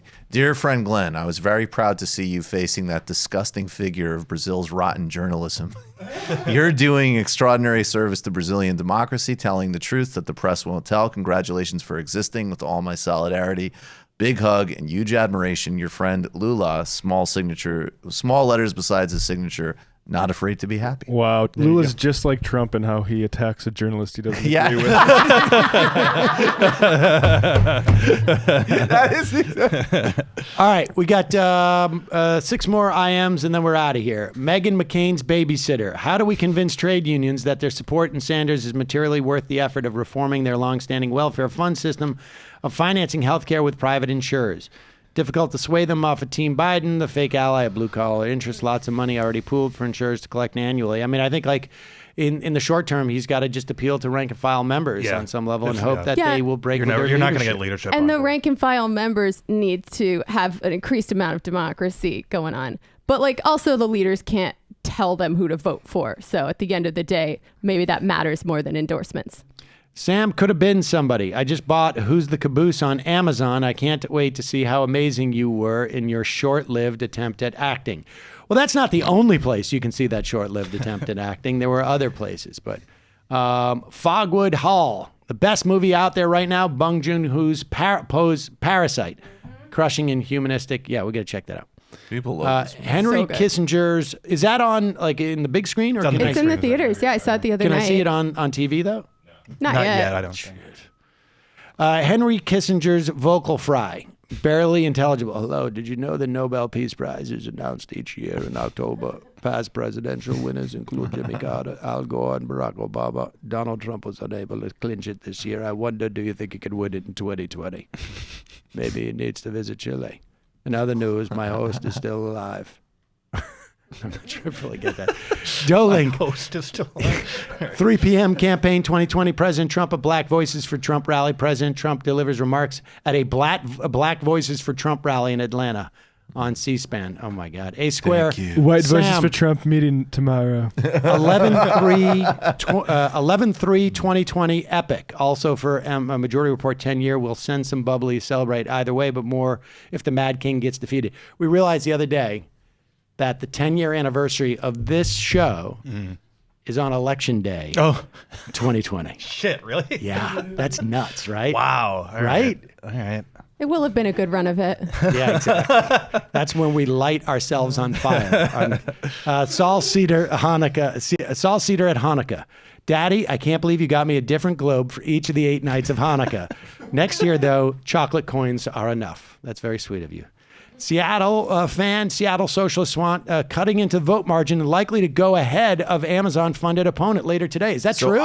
Someone messaged me from Seattle last night saying that, yes, that there was a scenario that was looking actually really good for her, that apparently they actually weren't that scared about her numbers because of how they projected the mail-ins. So she might actually win. There's always a big disparity with progressive votes for the mail-ins, but nobody was quite sure, but I guess we'll see. I think at the very least, she's in real contention, which is great. That would be awesome. You know, if you're going to be Amazon, you're going to drop only $1 million? Like, you can't cheap out on this stuff, folks. Yeah. You got to go in with 10. All right, 3 more. What do you mean it's saying? What do you mean it's... What? Ange. I don't get it. What is the first caller said is pretty much the core of the video I made titled The Landlord's Game. Australia has the same problem with our minimum wage is $19. Oh, what do you mean? 40. Right? What do you mean it's Ange? Oh, okay. It's Angie. Angie. Yeah. Okay, yeah. From Does a What Do You very Mean? good YouTube channel. What do you mean it's Angie? Made a video called The Landlord's Game. Australia has the same problem. Our minimum wage is $19.49. Sean MD, where is your hoodie from? It looks comfortable. I want to buy it. I can't remember the name of it. Old Navy. Also, they didn't give us any money. Definitely not a van. From Norton by LifeLock. As a member of the UCFW, every time I hear idiots talk about how we would rather keep our private insurance over Medicare for all, really have no idea how much private insurance is used to deny us higher pay. All right, folks. See you on Monday. It might take all the strength I got to get to where I want, but I know somehow I'm gonna get there. I wasn't looking when I just got caught between the truth and the lie bar. But finding out won't make me feel any better. Yeah, I know the clock is ticking, but the meds are gonna kick in, and my pilot light shining bright. I get somewhere the choice was made, for the option where you don't get paid, for the road that bends before it finally breaks you. I guess somehow I lost my drive,